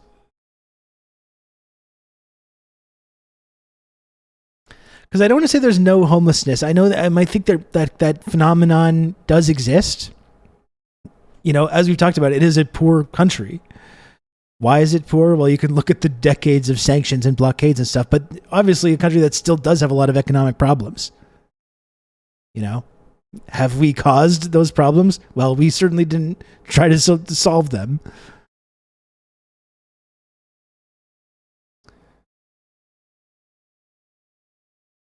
And we've looked into what we should do? We should watch Loyal Citizens of Pyongyang in Seoul today. It's been a while since we've watched that. Anyway, let's continue though. Let's continue. My sister and I was walking by the well. Like in North Korea, we don't have a sewage. We don't have running water, obviously. We have to go to well or river to bring the drinking water.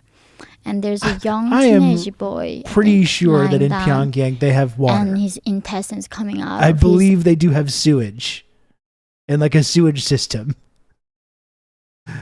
Like, I'm going to go ahead and call bullshit on that as well. And we've seen like the Pyongyang metro, there's some pretty incredible infrastructure there. The idea that there's no sewage or no like running water, I do not believe is accurate.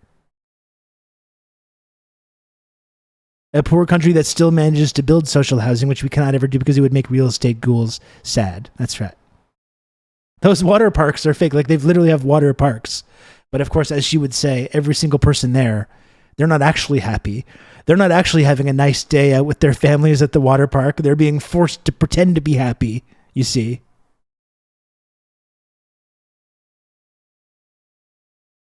There's no running water, much like the Native American reserves in America and Canada. That's the other thing, is that everything that she's saying is stuff that just does routinely happen in our society, the wealthiest societies in like human history. All the water goes to the water park for the Kim family. That's right. That's exactly right.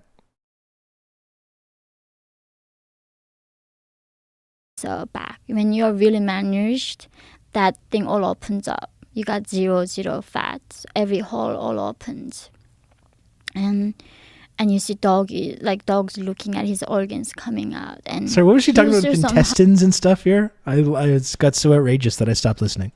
We have to go to well or river to bring the drinking water, and there's a young teenage boy, I think, lying down, and his intestines coming out of his back. When you're really malnourished, that thing all opens up. You got zero fats. Every hole all opens, and you see dogs looking at his organs coming out. And he was still somehow conscious, begging for food at the time. He was begging for food while his organs were hanging out of his body. Yeah. Joe, come on. I don't know why he would. Please, Joe. Really think about this for just a moment, just a brief moment. Just think about it. Truly an amazing mind, this guy. An amazing mind. His intestines are coming out of his back because he's malnourished. There's dogs eating the intestines, and he's still begging for food while it's going on. And Joe's like, wow. Sir, come on. It's almost like she's mocking him to his face. Seriously, it's like, well, I can just get away with anything here. Let's see how far I can push this. It was like pants were off, and I felt nothing. That still haunts me till this day. Like, I don't know how I felt nothing at that point, and that just looked horrible. And because it's just the fact that he's alive and so much flies flying by on his organs, and how he's somehow consciously begging for food, and I didn't feel anything. You have felt no compassion? No. It was just normal. Yeah. Well, that seems like a you problem. Yeah, so that was like daily life. She's just making shit up and like, oh, he's really eating this up. Exactly. I can lay it on really thick here. My parents took me to hospital because I was a bad stomach ache. His organs are out. And then we don't have that's like right. He was so malnourished. He was so malnourished that his organs were just hanging out, which I don't think medically is something that happens. Again, like, it's not like North Korea or DPRK, rather, is the only country where there's malnourished people. Like, there's plenty of countries that suffer from starvation, all kinds of things. I don't believe that's like a known medical phenomenon. I'm not a doctor, but I don't believe that's been an observed medical phenomenon. Actually, that man had the woke mind virus. Oh no. That North Korean Inside Out Ray. Yeah, wearing the Tesla shirt is great too. That really does elevate it to another level of like dumb. Yeah, I'm easily influenced by fucking lazy grifters. She's like, oh fuck yeah, this guy's a gullible dipshit. Absolutely. This probably has so many views. 14.8 million subscribers. How many? 3.6 million views on this.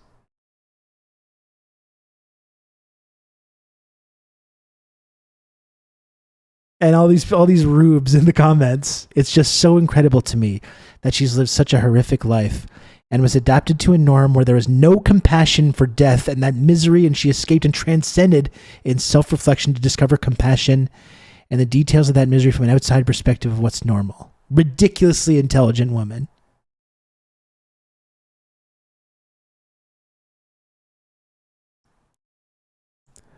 So glad to see her story spreading. It sounds like something you'd read in a history book, but it's happening right now in our lifetimes as we stare at our screens surrounded by abundance. We do be looking at our phones. It's true.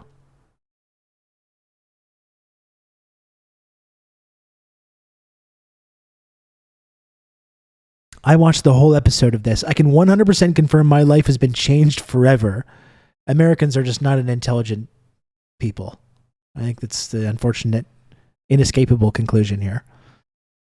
I can 100% confirm my life has been changed forever after listening to this horrific, sinister, harrowing true story. I was fighting back tears for over 3 hours. Such an incredible story of the human spirit and survival and the horror that exists in our world today. She's so brave, so resilient, and so inspirational. Let's hear some more. None of that. Just doctor rubs her belly, and then he says, "Oh, we need to operate on her. I think her like appendix were bursting or something." So that afternoon, they cut me open without any anesthesia. And but it's normal thing. People in North Korea operation without anesthesia. But the chances of you I wonder if a going to blockade surgery has is anything to a do lot with that. higher for you getting Did you pay for that medical 'cause we don't procedure, have ma'am? penicillin. The How much did your nurse is insurance? using How much did you have to 1 hassle year with your insurance to company for inject that? Or? every single patient. So who do you know what the other person has? You get from actually more sick by being in the hospital. Right. And this is where we don't, of course, have indoor. What was the bathroom copay for on the that patient. one? We have to go outside, and in between there's a piles of dead human bodies, and that's when I was seeing this somehow Piles of rats bodies eating outside, human eyes first. Which for would some remember reason. when that was going on during COVID, which Joe Rogan pretends not to care And about. These women, I don't know, in my age probably, short hair, wearing these flower pants, and when they're dead, all like their mouth is somehow open, and their all eyes are hollow, and you see children like looking at the rats and laughing and chasing them, and adults telling them like, don't eat those, you're gonna get sick from it. But of course kids don't care. Like even finding a rat is delicacy, because even finding a snake is a big prize. You don't find those like often. So they were finding the rats and then just trying to eat them? Yeah. Were they eating them raw? Sometimes if you find the skin, you do, but they do find some like fire and roast them. So they were excited to find a rat to eat. Yeah, so they were catching them with their hands. Yeah, oh yeah, of course they do catch them around with their hands, and these Joe. parts of human bodies. Like she was on Joe's top. a big That's critical why I observed thinker. to see her wearing this. Joe's a big critical flower thinker, pants isn't he? to this- and then like her eyes are so hollow. It's like when you look at the human body, like nothing is left. I think that's what. It's not like just death is sad. It's just like how it becomes nothing. So Right. empty inside. She does not know the shame or pain. Just she was lying there like that, and you see children just chasing them and laughing and try to catch the rats. And the children didn't feel anything being around the dead bodies. Just it was normal. It's our daily normal thing. Seeing a death is like our daily life. And they would eat the rats and then they would get sick and Yeah. some of them would die. Yeah, a And lot then- of them die. And then the rats would eat them. Yeah, it's like the cycle we talk about. It's like that's a spring is for North Korea, a season of death. And so the diseases that they would get from the rats, they were willing to risk those diseases just because of hunger. Joe. When you're so there's a North Korean proverb. There's no wish for the person who died after their stomach is full. So even in middle of the earthquake, the North Koreans not try to run. So my mom was talking about the day when she was in the university. There's earthquake happening. And do you know what these students doing is not running out of the building and try to survive. They go to kitchen. So before they die, they eat at least. So they can die. So if you have that promise of eating a one meal, they're going to risk everything for that. So it's just an entire country in a perpetual state of starvation. Yeah, it's... And the sad thing about this as well is that there has been a serious problem of starvation in DPRK. Why though? Why, Joe? Like maybe if Joe is such an inquisitive mind or critical thinker, he might dig into why famine has been an issue in North Korea. You might be surprised to learn the answer to that. And it's not that Kim Jong-un is just having all the food delivered to his house where he eats it all and laughs at all the people that don't have it. It turns out it's actually been difficult to feed all the citizens of the nation when all the infrastructure is bombed, all the farms are bombed, and the land that can be used to grow things is like covered in napalm and fucking toxic chemicals. When there's a military blockade and sanctions ensuring that they can't import food to feed people, yeah, that leads to starvation. Yeah, it does. If Joe would think about this for like more than 5 seconds with his tiny little brain, perhaps he might just start come to some actual answers about why these issues exist.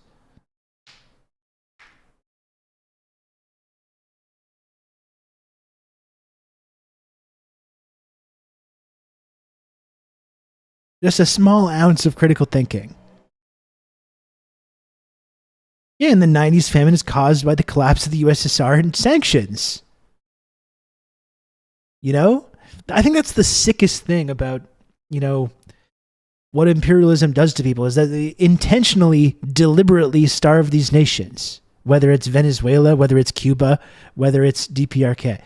Intentionally and deliberately starve in these barbaric, medieval, siege-style political maneuvers, right, of sanctions and blockades, deliberately and intentionally starve these populations, and then point your finger and be like, look at how barbaric they are. They're letting their own citizens starve. There's rats eating the kids, and the kids are eating the rats, and the kids are going into each other's stomachs to eat the rats that are there. It's like fucking preposterous.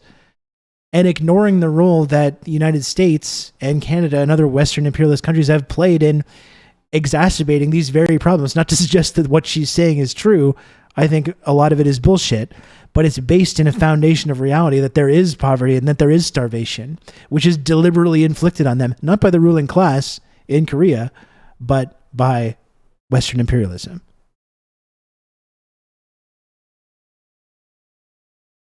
He should have Dennis Rodman on. I agree. I remember playing with this game with my sister as a young girl. I never ate till I felt full. So I would compare myself. I tell her I can eat 100 bread, and she's like, I can eat the mountains of bread.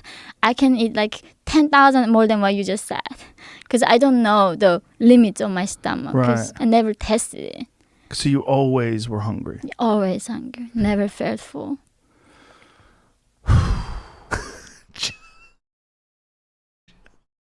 Look at his face. He just can't believe this. He's so impressed. He's like, I can't believe it. This is wild. He's really trying to be like, this sounds too crazy to be real. Maybe it is, Joe. Old Rob to talk you Maybe through it all is. this. And there you go, Pathogen. Thank you for the 1 year of Tier 1. You ruined your own text-to-speech. But because I'm nice and a benevolent leader of this community, I will read it. Rob Rousseau shot a long-time sub, one with a piss badge, 900 times in front of the whole chat, and no one was allowed to smile. That's right. And then the chat was eating rats, and the chat was having their eyeballs eaten by rats as well. Yeah, it's true, Lodain. Good point. Isn't it a humanitarian crisis if we hear this and do not give that country food? Why don't we send them some food then? Why are we still blockading them if this is what's going on? As much as we use civil rights as a reason to go in and wreck people that share a border with Russia, wouldn't we just Korean War 2.0? I was the one who was shot. I was in a Rousseau prison camp. That's not true.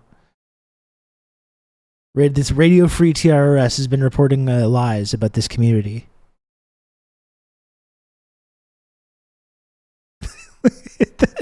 that face is just fantastic. Oh my God.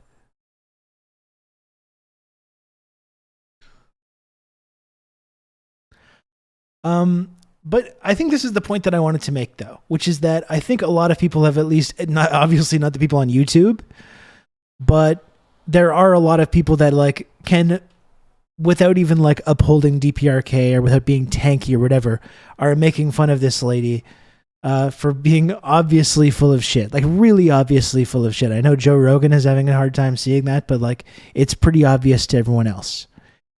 And I guess my question to some of those people would be, these are people that, again, don't really think about these things all that much.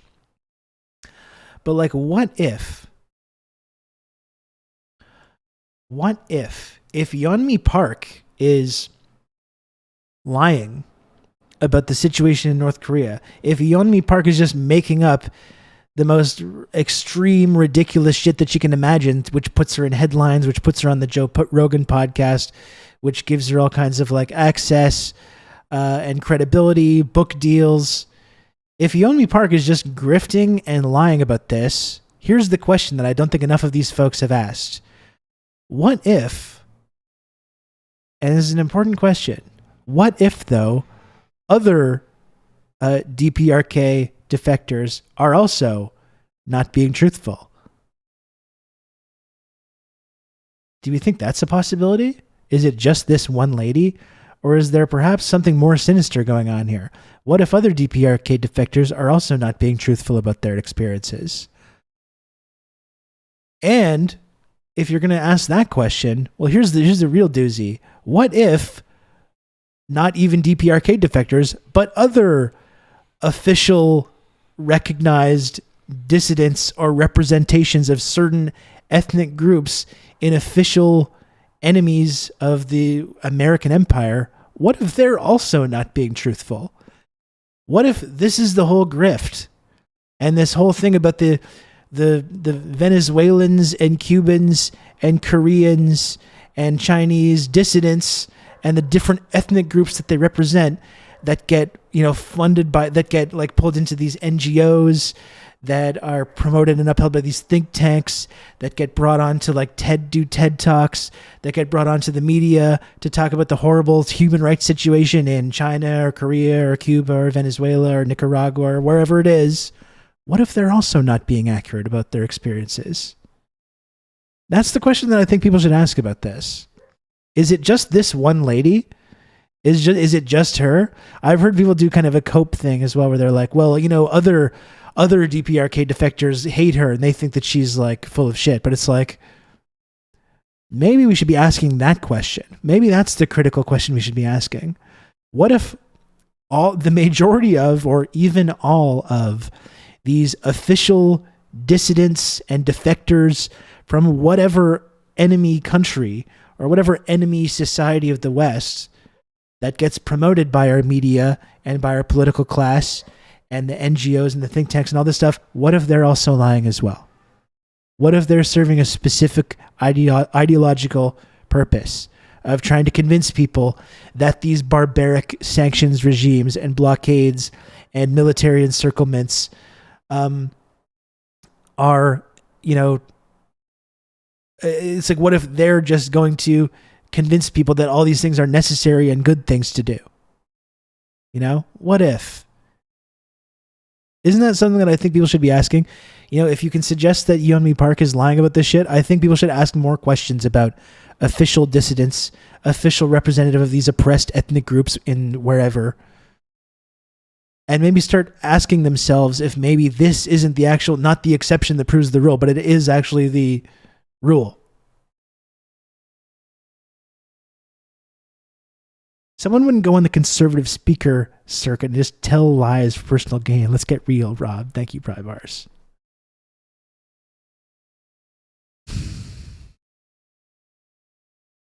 Yeah, the other defectors don't like her because she's fucking up the game. That's right. I guess I should have put this title for a while. But that's the question that I think people should ask.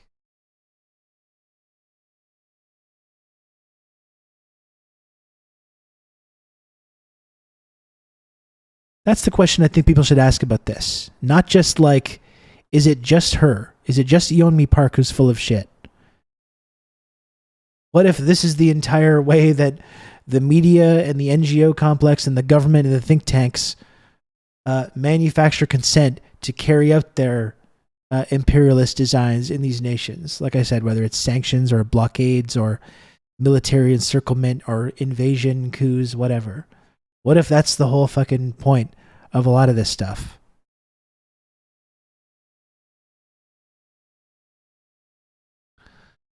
That's what I think people should ask. Let's hear this final point from just amazing, this clip where this face where he's trying to process this. Catch new episode. Okay, that was the end. He can't even handle it. The limits of my stomach. Right. I never tested it. So you always were hungry. Always hungry. Never felt full. I love that. She is very shiny. I know. I don't know why she's so shiny.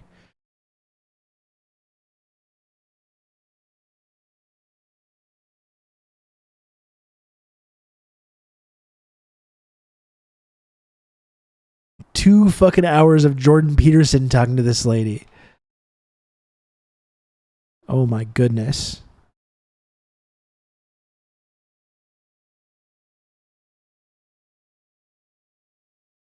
All the whole right wing circuit. And yeah, all these inside North Korea, surreal experience, just walking around and like seeing people go about their lives. I was not paid by any company or government to make this video. I do not condone, support, or promote the regime of North Korea in any manner whatsoever. Please do your own research. I am not a journalist. North Korea. I do support it. North Korea. The North Koreans. North Korea. The propaganda. Kim Jong-un. Millions to starve. His regime. Prison camps. Human rights. And Kim Jong-un threatened to... Imagine prison camps. Imagine having a sprawling prison system where like people who have not even been charged with a crime are being beaten and tortured to death and starving to death, indeed.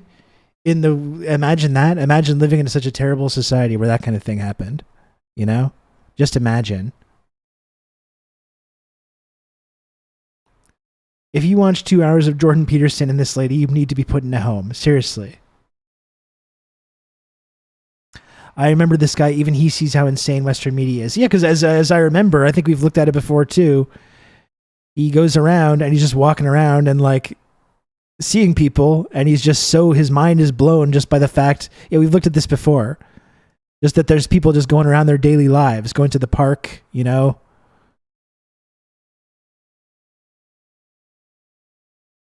He just can't believe it. All these people, but folks, paid actors.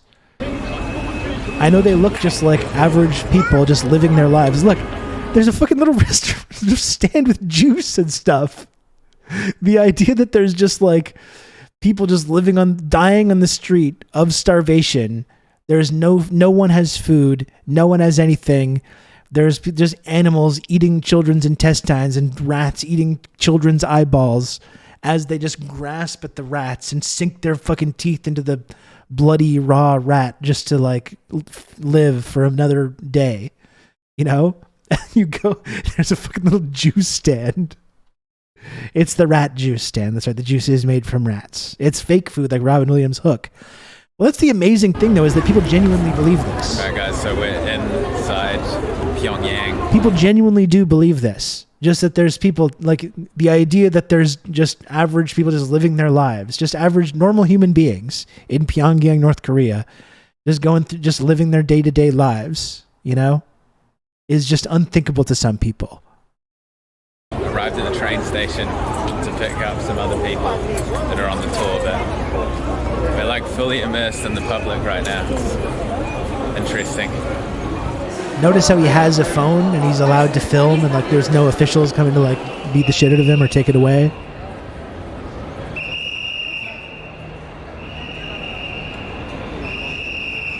It's a train I noticed that is not being pushed by other human beings.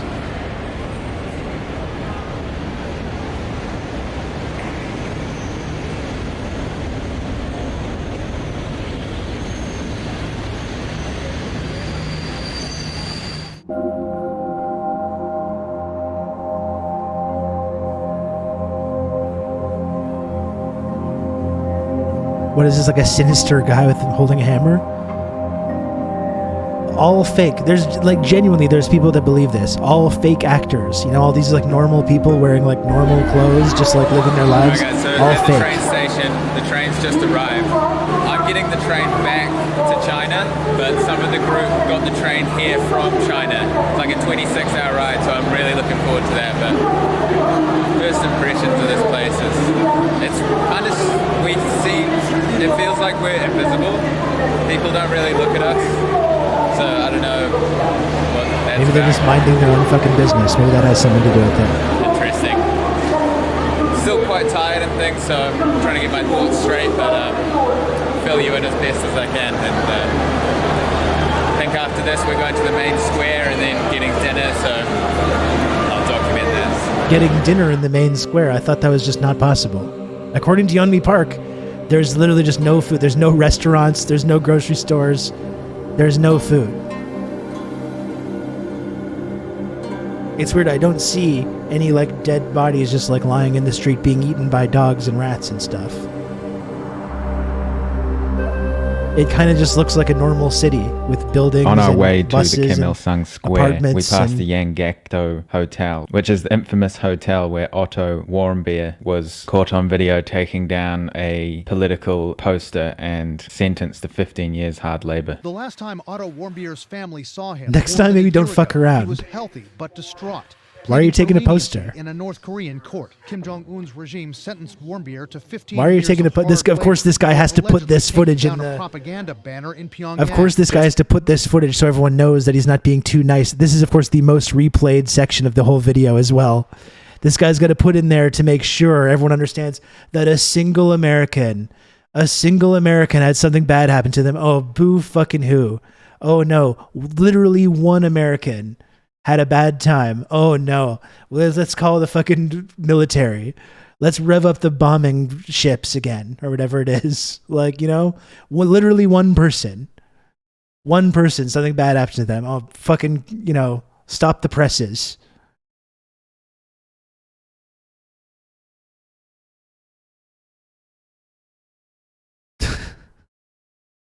I would simply ask if propaganda is available for purchase. Exactly. I'm not going to go to this country, which has very rightfully a negative perception of Americans sniffing around.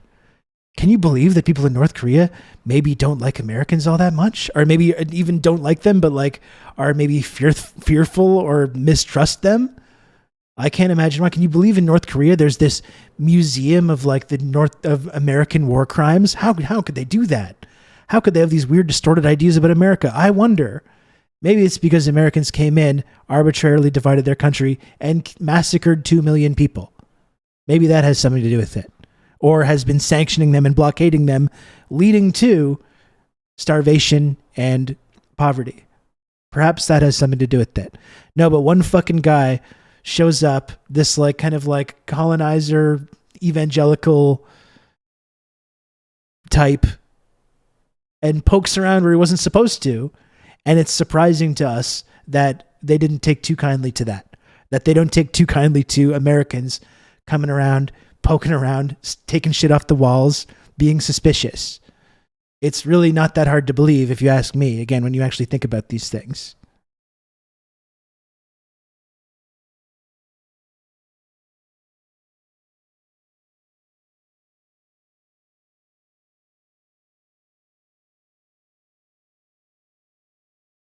Yeah, one American died. So of course we've got to make sure we put a big section of that in our little video, so everyone makes clear that we're not being too nice to the Koreans, right? We wouldn't want that.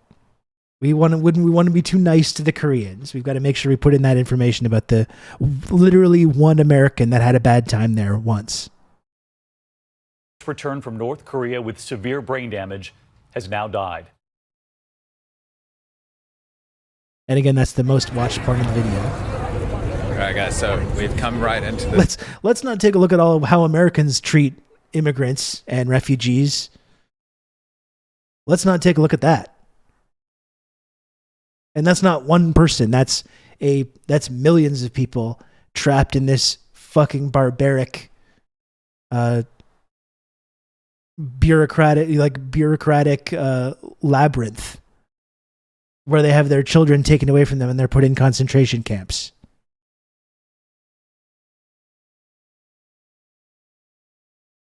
Let's not look at the mass killings in just the last 3 days. Exactly.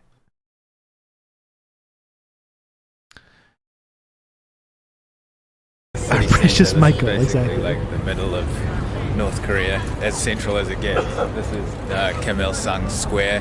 We gotta go, folks. We gotta go. That's on photos. I'll go and get some nice shots of it in a second. But then we've got this big river going through here. Not sure how good the audio is because I didn't bring my microphone.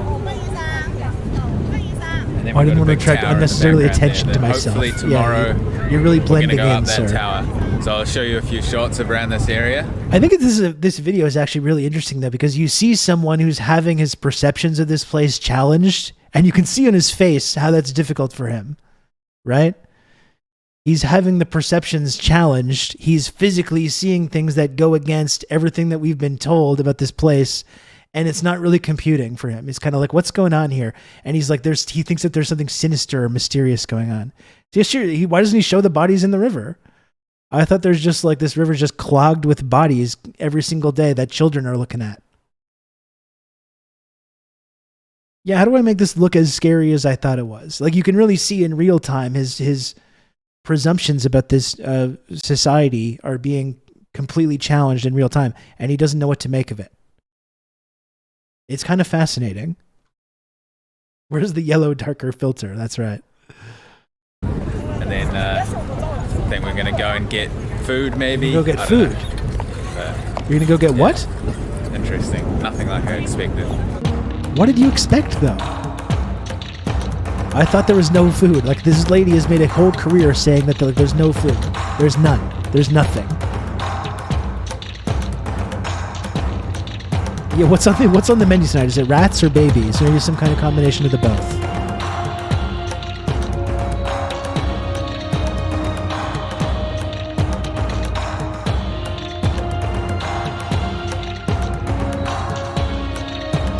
It's food that they make only when foreigners have cameras. That's right, yeah.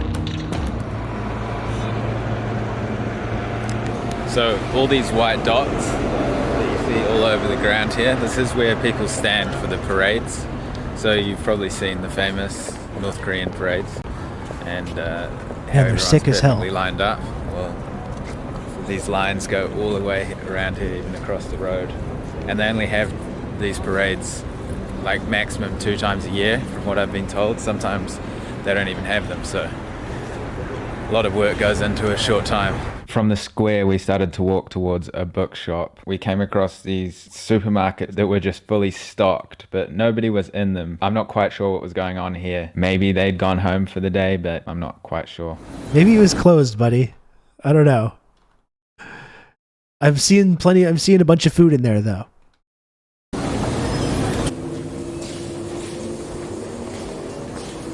Tighter formation than the Brits could ever muster. They could never hope to have These as traffic sick wardens as a are parade. fascinating. If they see a government car, they will salute it, and you can tell if it's a government car by their number plates. All their number plates are different colors depending if the car belongs to a company, the military, or a government official. It's very rare for people to own their own cars in North Korea. Yeah, why is that? Because of the fucking blockades. This is exactly why they've had to design a lot of their housing and a lot of their infrastructure around walking, because it's like fucking people aren't able to get cars. And it's actually a good thing on a number of levels that they can't, because they rely on public transit and walking instead. When we arrived in the bookstore, we were greeted with more copies of the Pyongyang Times, which is an English newspaper talking about North Korean news. With the newspapers or any kind of magazine or pictures with any of the leaders on them, you are not allowed to fold the newspaper through the leader's picture. So you have to be extremely careful when handling these papers, because it's highly illegal to deface or crease. You're not actually allowed to throw them away. You just have to leave them on a table somewhere and then let people who are qualified to destroy the papers destroy them. We were also able to buy anti-US propaganda posters. Sick. From the bookstore, And first of all, this is a beautiful city. I don't think we talk about that enough as well. That's why I think the value of some of these people, even if they're, I think, misguided people, it's an absolutely beautiful city.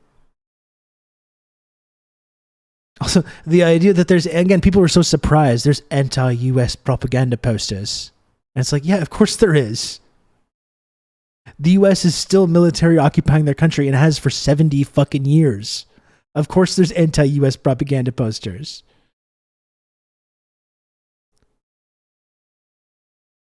took a drive through Pyongyang at night. Those lights are all fake, no electricity. The unfinished hotel here again, fully lit up on the outside. Incredible light show. This is a huge building. It's just unbelievable. Strange with the lighting, considering there's not much electricity to go around. And then we arrived to a restaurant for dinner. The dinner was absolutely delicious. Basically got something for anyone. If you like meat, if you're a vegetarian, if you're a vegan, basically anything that you want. What is this food, though? Whatever preferences you have, they'll organize everything for you. And the food was so delicious. Kimchi, potatoes, different kinds of meat if you're into that, noodles, rice. Not From really dinner, much then we drove electricity to to go a around. hotel.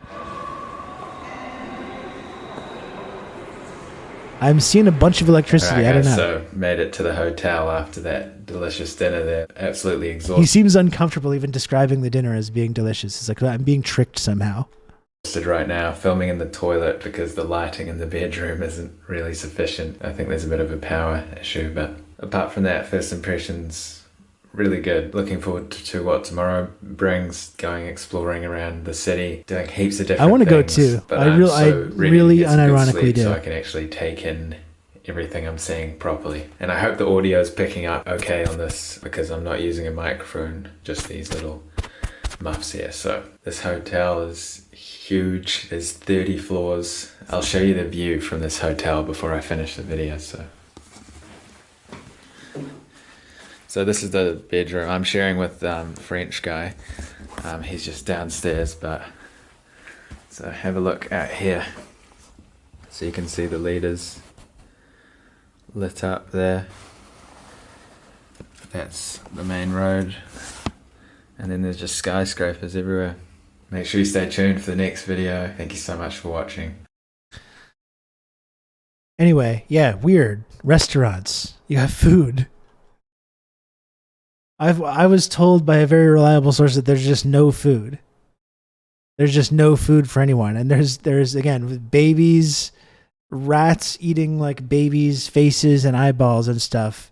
And because there's no word or understanding of the idea of compassion in Korean society, of course. Everyone just, I guess, just has, that just happens on the street. They must have cleaned that shit up before this guy showed up. They know when the foreigners with cameras are coming, and they know to get all the dead bodies and rats and all the people with intestines falling out and all that stuff.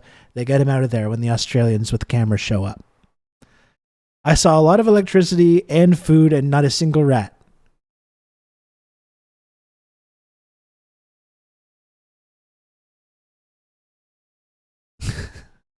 It's amazing, but I think that's why these videos are valuable. And even you see someone like this who obviously does have this distorted idea about DPRK, is having these assumptions challenged in real time and is not really able to like comprehend what's going on.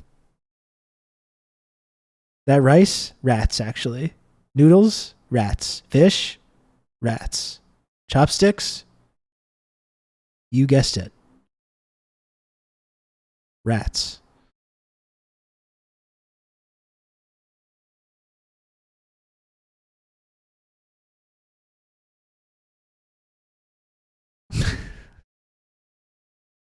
Really amazing.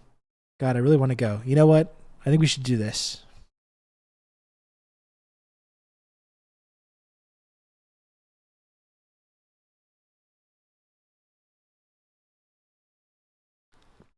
"40 minutes.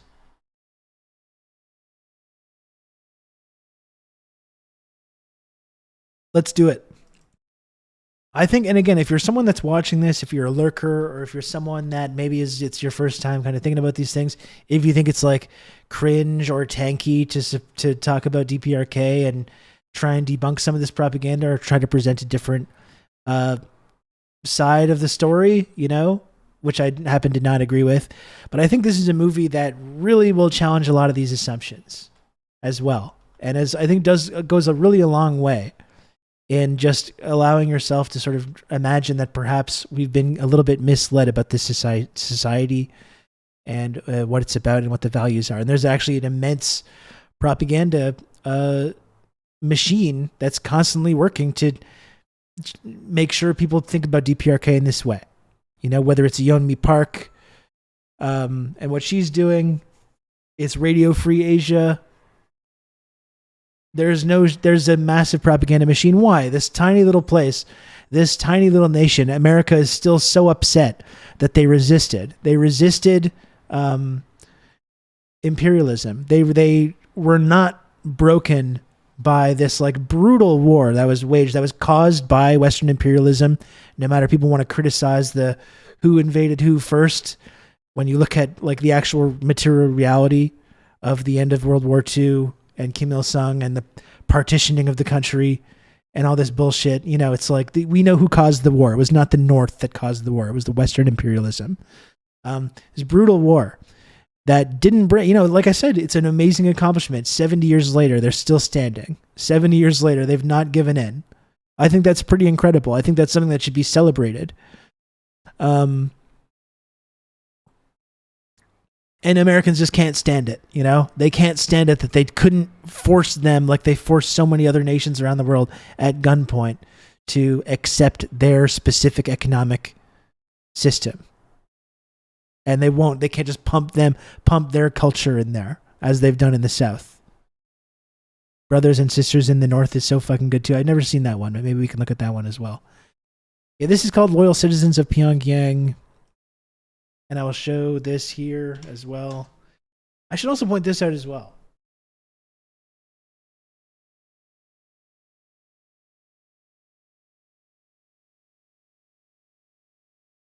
Like this is, I show this often as well. This is The Guardian. The Guardian is not some like gray zone style anti-imperialist outlet. Sorry, fuck.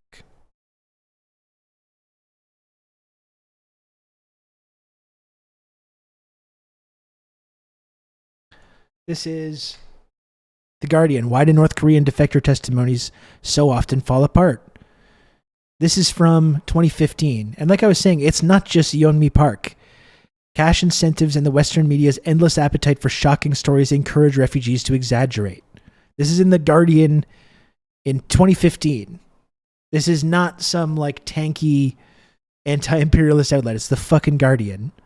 So it's not just Yeonmi Park. There's a whole cottage industry of DPRK defectors who are brainwashed and paid and encouraged to fabricate as outlandish stories as they can, as we'll get into in this film, Loyal Citizens of Pyongyang.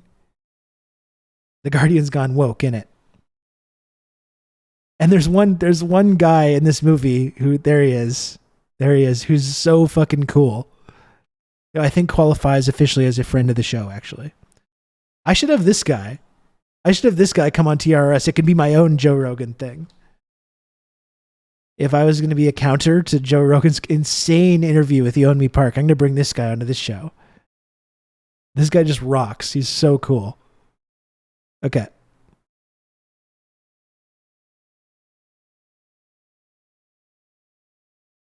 New provocation from North Korea.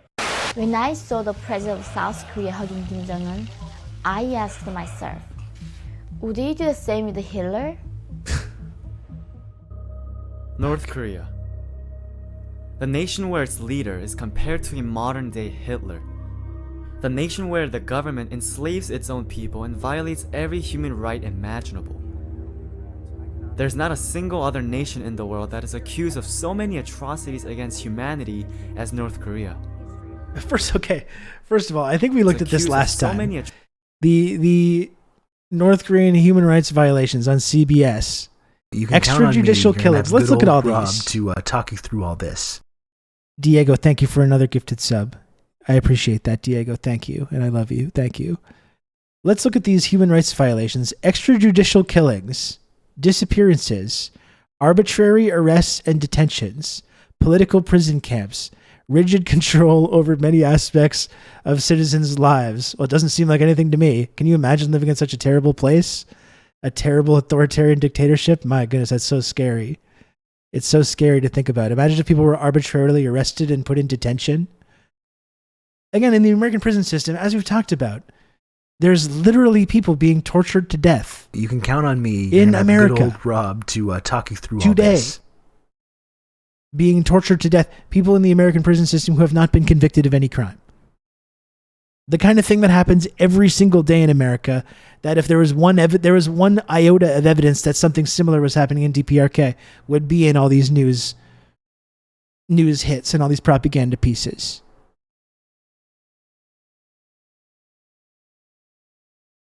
This is what I'm talking about. Yeah, we covered that story. A man died in my country's jail a few weeks ago after being pretty much consumed by insects.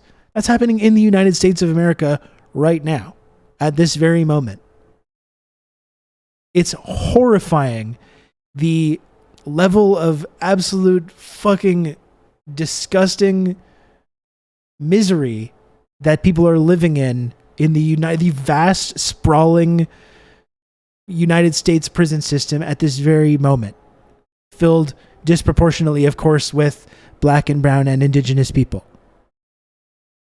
Similar in Canada as well. And then this is what they point to about these human rights violations. So, look at this. It's such a fucking joke. Source, State Department. Right there at the bottom of the clip. Sometimes you can't see my mouse. You're supposed to, but you can't see it sometimes, I don't think. Source, State Department. Okay, good. Atrocities against Amazing. humanity as North Korea. But these accusations are not actually based off video. It's a good thing or I wore my photo shirt evidence. today. They come from only one source: North Korean defector testimonies. And again, I just wanted to back this up, right? Okay? When you talk about North Korean defector testimony and how often these things fall apart. Yeonmi Park is the biggest example, but there's a whole industry of this. Sorry, I think I got street cleaning outside my window right now. But I think we should ask ourselves, though, are other defectors and official dissidents and official representatives of oppressed ethnic groups elsewhere also part of this kind of similar process? It's so loud now. It's so loud. It's no street cleaner. It's the woke police are coming to get me now. Your mouse is missing because Miss Park had to eat it. That's right. And she was glad to have it. But that's the question I think we should be asking. I'll repeat myself now that there's not a massive truck passing directly outside my window. If we can accept this idea, which there's ample evidence for, that there's these DPRK defectors that are not being honest, that there is this cottage industry of defectors who are encouraged to lie and embellish things that happened in an effort to present a certain narrative, ask yourself whether other official dissidents and other official representatives of various oppressed ethnic groups, wherever, or some of these other folks might be also engaging in that very same process, or whether this is just about North Korea. It's not. It's not. This is how Western imperialism manufactures consent against victims. The countries that it countries and nations and societies and civilizations that it victimizes. Now it justifies the sanctions and the blockades and the coups and the invasions and the propaganda and all that stuff. You know, it's not just Yeonmi Park. It's not just the DPRK. This is how this process works. This is how we're inundated with this kind of propaganda.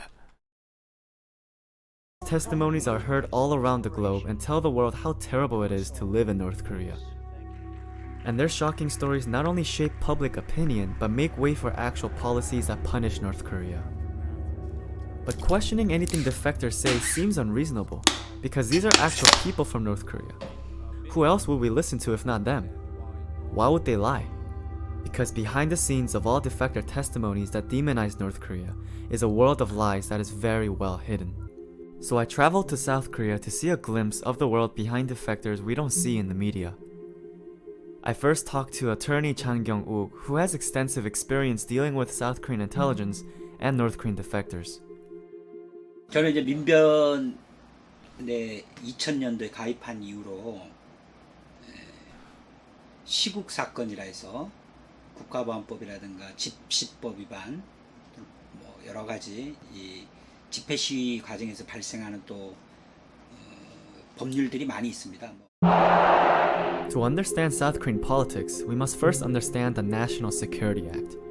The National Security Act was first enacted in 1948 under the Ri regime to legalize the oppression and brutal killing dictatorship of anyone who spoke out against the American occupation or the right-wing government it propped up. This law enabled the South Korean government to arrest anyone and everyone who spoke out against the government under the charge of being a communist. Today, this same law is used to suppress any truthful dialogues about North Korea and to red bait anyone or any organizations that are pro-reunification.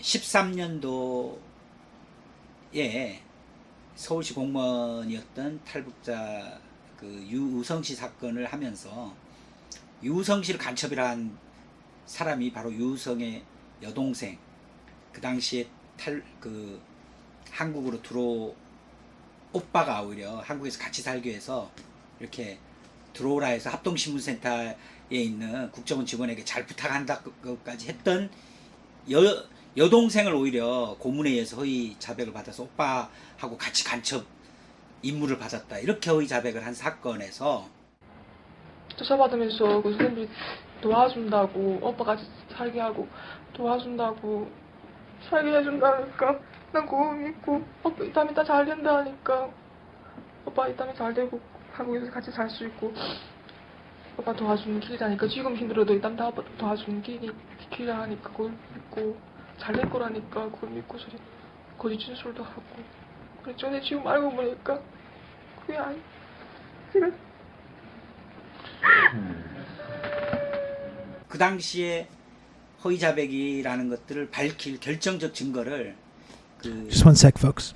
이사를 연변으로 이미 북을 나와서 연변에 있었던 그 유우성 씨의 집 연변을 찾아가서 이게 회령 집에서 벌어진 일이 아니라 다 연변에서 그러니까 연변에 있었던 당시를 회령에서 있었던 일로 허위 자백한 걸 다 밝혀버렸습니다. 그래서 증거들이 아이폰 같은데 뭐 유우성 씨가 회령에 들어와서 집에서 뭐 가족 사진 등을 아이폰으로 찍었다 이런 식의 허위 자백을 그 아이폰의 위치 이런 걸 다 분석을 해봤더니 연변으로 나와요. 그 찍은 게 그런 식으로 해서 객관적인 자료가 나오고 하면서 지금도 국정원이 간첩을 조작하고 있고 고문을 하고 있구나. 이걸 2013년도에 밝혔습니다. 그러면서 또 12명 종업원들 로부터 저희가 북의 가족들로부터 위임을 받아서 그 북의 가족들이 저희한테 끝까지 돌아오는 그날까지 끝까지 저희가 최선을 다해주길 바라는 그 마음을 알기 때문에 You can count on me. You're gonna have good old Rob to talk you through all this. 바쁘게 열심히 활동을 하고 있습니다. Thank you, Diego, for another gifted sub. And their manager made news in 2016 by defecting Thank to you, South Diego. Korea. The NIS said that these girls defected on their own free will and accepted them based on humanitarian grounds.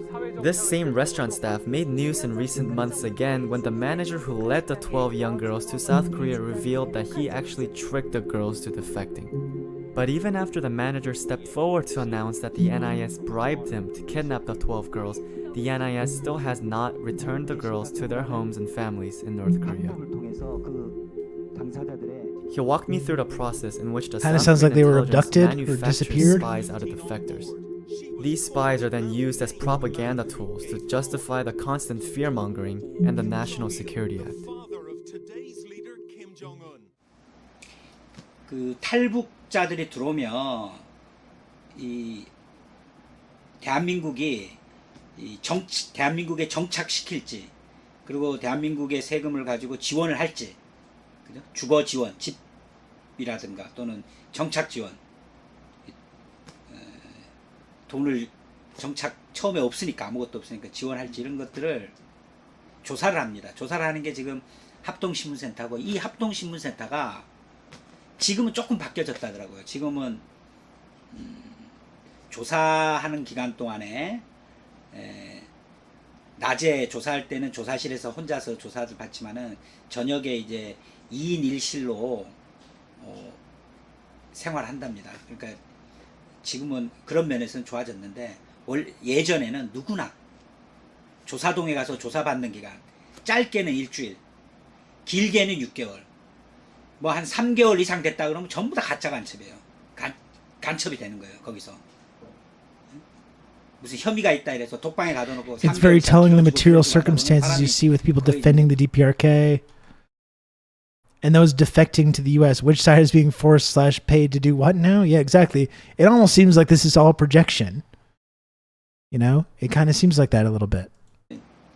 뭐 수사관들이 하자는 대로 다 하게 허위 자백하게 되는 건데 이 어떤 곳에 가두냐면 비밀 시설 같은 그 합동신문센터 산속에 위치돼 있고 언론도 가면 카메라 꺼 그러고 이렇게 막 무시무시한 장소에 막 철조망 쳐놓고 지금은 철조망 없어졌는데 제가 처음 갔을 때는 무시무시한 그런 곳에 탈북자들의 임시 거처라고 하면서 처음에 오니까 집이 없으니까 임시 거처라고 하면서 보호해 준다고 그러면서 그런 어떻게 보면 중감금 시설에 감금해 놓고 있더라고요.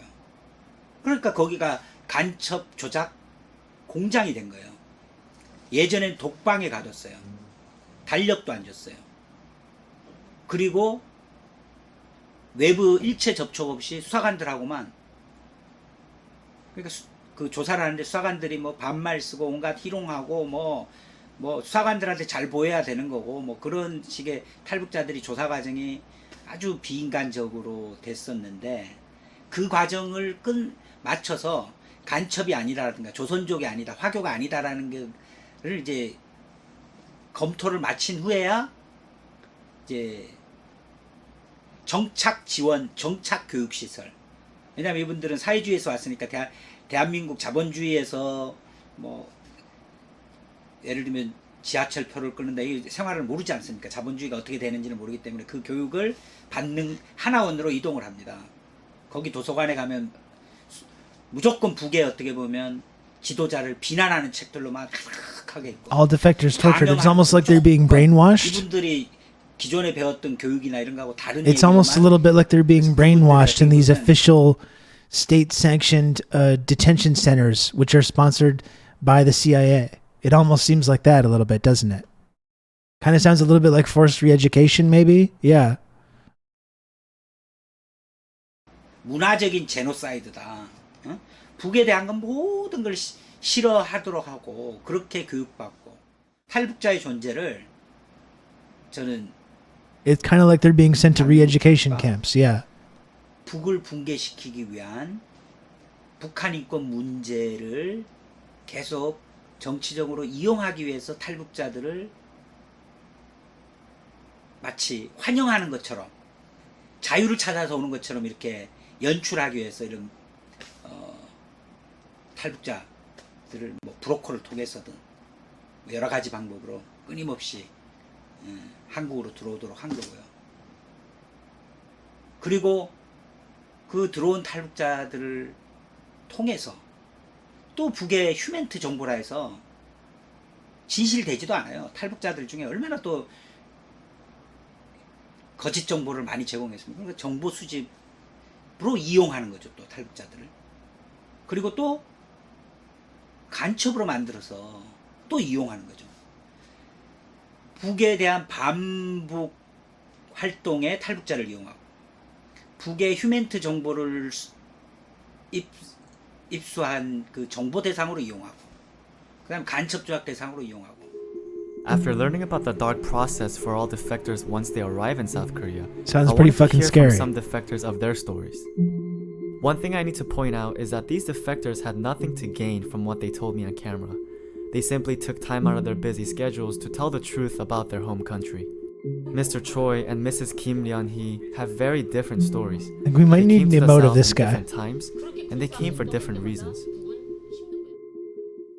저는 평양 사람이고요. 69년도에 태어나서 지금 현재 북쪽 나이로 49살이고요.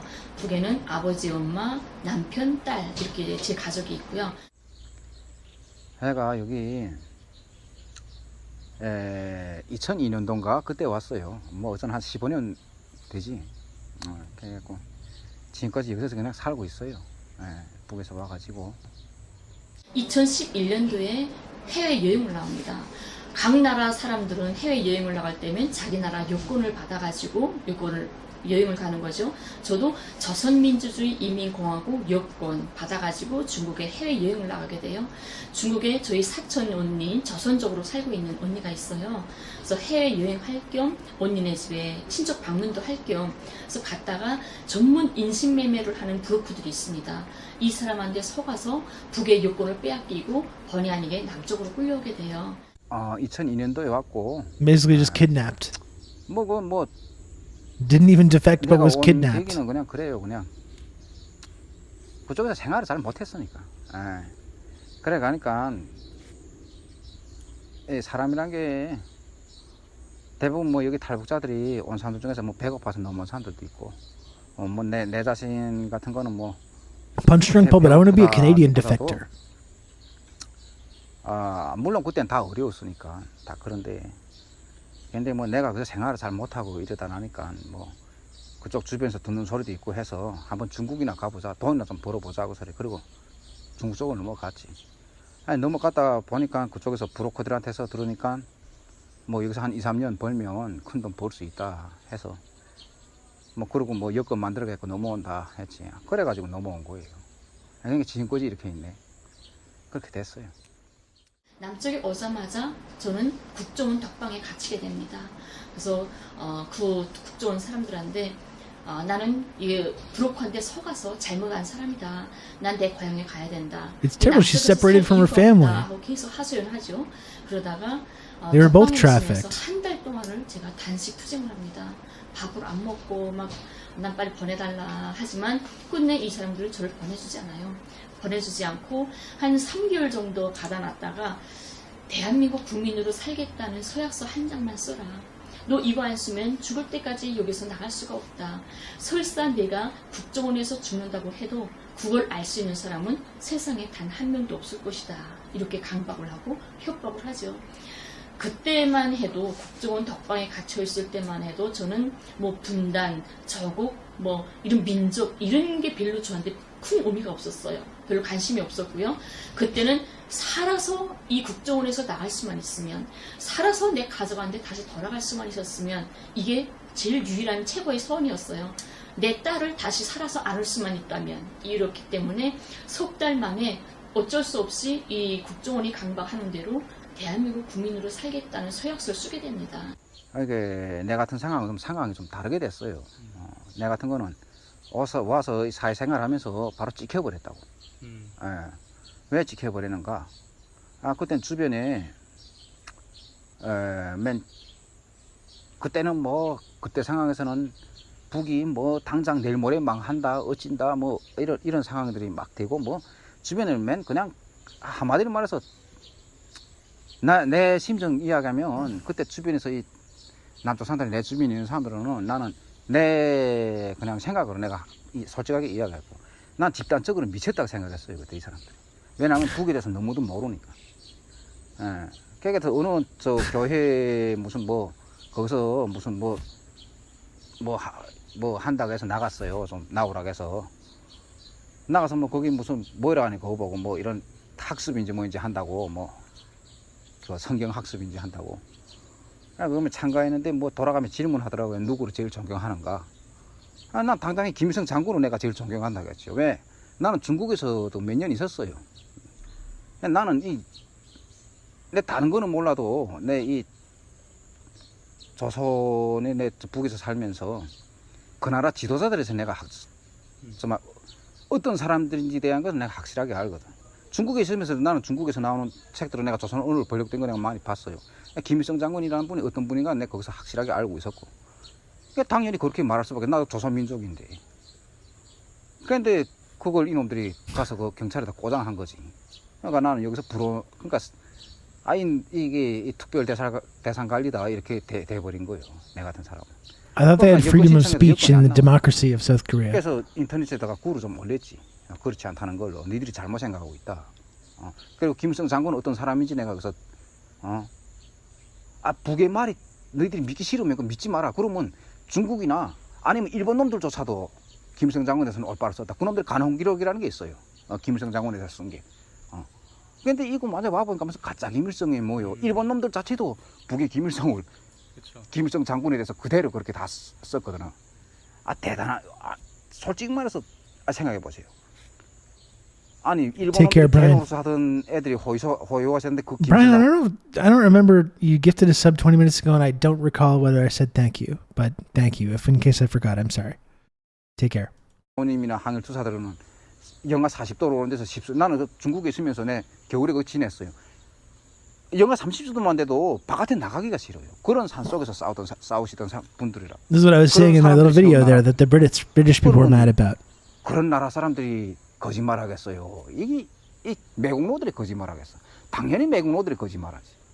그러니까 나는 그런 이야기를 쓴 거예요. 그리고 내가 와서 느낀 점을 내가 이야기했지. 북에서 가르쳐준 게 다 사실이었다고. 거짓말이 아니었다고. 남한에서 사는 내가 느낀 게 그건 거예요. 북에서는 절대로 거짓말 안 한다는 거. 왜냐하면 생각해봐서 거짓말로 지나온 역사를 이렇게 쭉 돌이켜봐도 어느 세계 역사를 우리 놓고 봐도 인민들한테 거짓말한 나라는 오래 못 갔어요. 망해요. 인민들을 상대로 거짓말하면. 아니 북이 무슨 뭐 완전히 무슨 폐쇄된 사회가 어디 사람 한 명도 안 내보내요? 아 외국으로 이 합작 그런 걸 해서 외국에 노동으로 나가는 사람들도 한 해 몇만 명씩 해요. 그 사람들이 만약 거짓말로 한 애들 나가 보니까 북의 말이 다 거짓말이라면 싹 다 달아나지. 거기 남아있을 사람 누구 있어? 북에 또 자지간 어쨌든 내가 그래서 그 글을 좀 썼는데 그게 국가보안법으로 걸린 거예요. 그래서 들어가서 깜빵 생활도 좀 했고. 또 그걸 써주게 됐던 원인이 Very democratic. 다른 데서 들으니까 탈북자들이 남쪽에 오게 되면 이제 국정원을 나가게 되면 사회에 나가서 6개월만 있으면 대한민국 여권이 발급됐다고 합니다. 여권을 받으면 뭐 중국이든 어디든 마음대로 갈 수가 있겠죠. 우선 그 여권을 받아서 나는 중국으로 해서 다시 내 고향에 돌아가야 되겠다. 그게 유일한 방법이었어요. 국정원에서 저를 안 보내주니까 이제는 여권 받아서 멀리 가는 방법밖에 없겠구나. 그래서 그때 서약서를 쓸 때 그 심정이었죠. 내가 살아서 내 엄마 아빠 내 딸한테 다시 돌아갈 수만 있으면 그 서약서 100장 1000장이라도 써주면 내가 써줄 수 있겠다. 살아서만 갈 수 She was human trafficked against her will and now is being held and is not able to see her family anymore. 6개월을 기다립니다. 그 여권만 나오기를. 6개월 된 다음에 구청에다가 여권을 신청을 해요. 여권이 안 나와요. 왜지? 하고 한 1년 정도 다시 기다리고 또 신청을 합니다. 했는데 여권이 안 나와요. 또.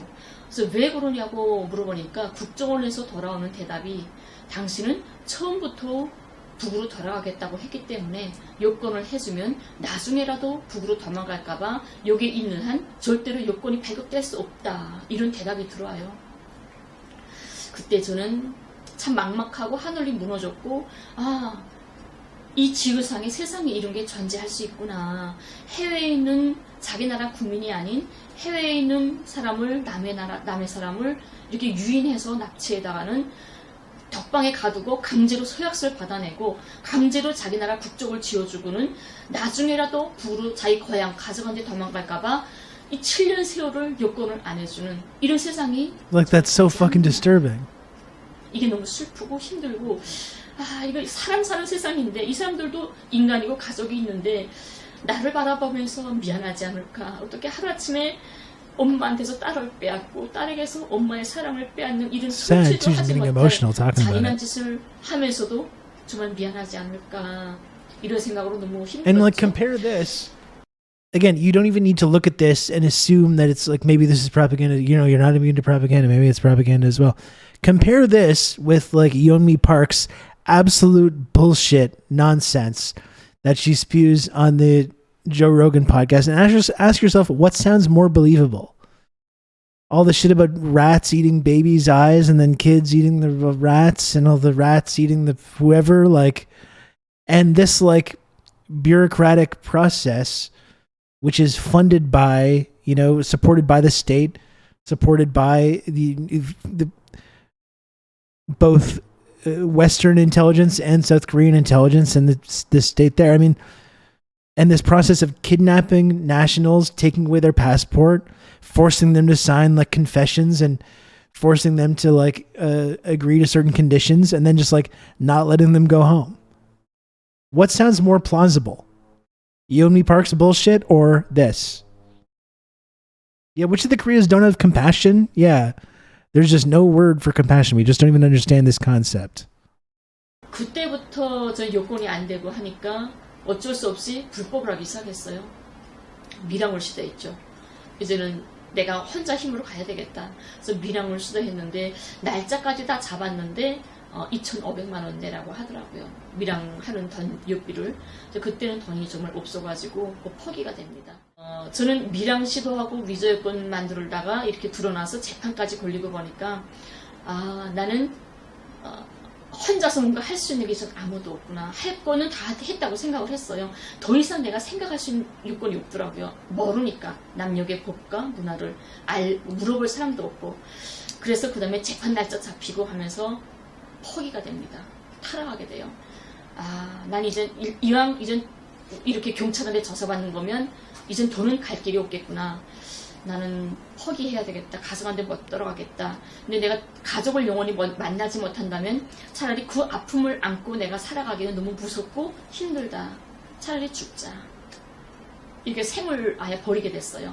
그래서 절피람이라는 수면제로 60알을 순간에 먹습니다. 근데 그때는 경찰들이 밀착 감시를 하기 때문에 하룻밤이라도 불이 꺼져 있고 불이 안 켜져 있으면 우르르 제 집에 올라와서 문 열고 들어와서 뭐 하나 지켜보는 이런 상황이었어요. 그 정도로 저는 아무도 보호할 사람도 없었고 대변해줄 사람도 없었고 어제 경찰들이 자기 마음대로 주물 수 있는 이런 정말 가벼운 이런 사람이었죠. 그날도 약 먹고 쓰러졌는데 경찰들이 불 꺼져 있으니까 올라와서 쓰러져 있으니까 119 차를 불러서 병원에 실어갔죠. 하루 만에 의식을 차립니다. 정신을 잃었다가. 근데 그 약물 중독으로 해서 제가 20일 동안을 하반신 마비를 걸려요. 걷지를 못합니다. 그래서 병원에서 20일 동안을 휠체어를 타고 다녀요. 20일 만에 다시 태어나서 집으로 왔는데 내가 죽지 않고 살아서 집에 나왔다는 게 나를 용서할 수가 없었어요. 왜냐하면 살아서 가족을 구리는 마음으로 살아서 견뎌갈 힘이 나한테는 없었기 때문이죠. 그래서 다시 죽자. 난 아무래도 죽어야 된다. 살아서 살 힘이 없다 해서 면도칼로 곧 태어난 그 다음 날로 다시 덕맥을 끊습니다. 이게 수술자리인데요. 덕맥을 끊어서 쓰러졌는데 또 이렇게 피가 쫙 침대 밑으로 뚝뚝뚝 떨어지는 소리를 들으면서 의식을 떠요. And again, way more believable than all this bullshit about the dogs and the rats and the intestines and all that stuff. The bodies in the river, etc. 살아나오게 되죠. 그때 제가 생각했습니다. 아, 살아야 할 이유가 있는가 보다. 나는 살아있으면 꼭 갈 일이 있는가 보다. 내가 찾지 못한 어떤 방법이 하나 꼭 있는 것 같다. 또 시작을 해봐요. Before we move on, we have to address a certain aspect of North Korean human rights that everyone loves to talk about. Starvation, famine. The period of hardship where hundreds of thousands starved to death in the 1990s is called the Arduous March in North Korea. But how did the Arduous March happen and why did so many people die? This is what I was mentioning before. All the shit about starvation. And with its downfall, many global socialist trading networks that included nations like North Korea also collapsed. This meant North Korea did not have a sustainable market to sell or buy goods to support its people. And during the same time, North Korea was hit with two massive floods in 1995 and 1996, and a drought in 1997. The floods and the drought totally destroyed North Korea's agriculture and its ability to create enough food for its people. And with no socialist market, the North Korean leadership tried to open up its economy to the rest of the world by trying to join the IMF and the World Bank. The US does not let North Korea join. They even tried to get the United IMF States loans. used this famine in North Korea as an opportunity to do what it's always wanted to do. Completely destabilize the nation. 미국 놈들이 얼마나까지 나쁜 놈. How fucking sick is that?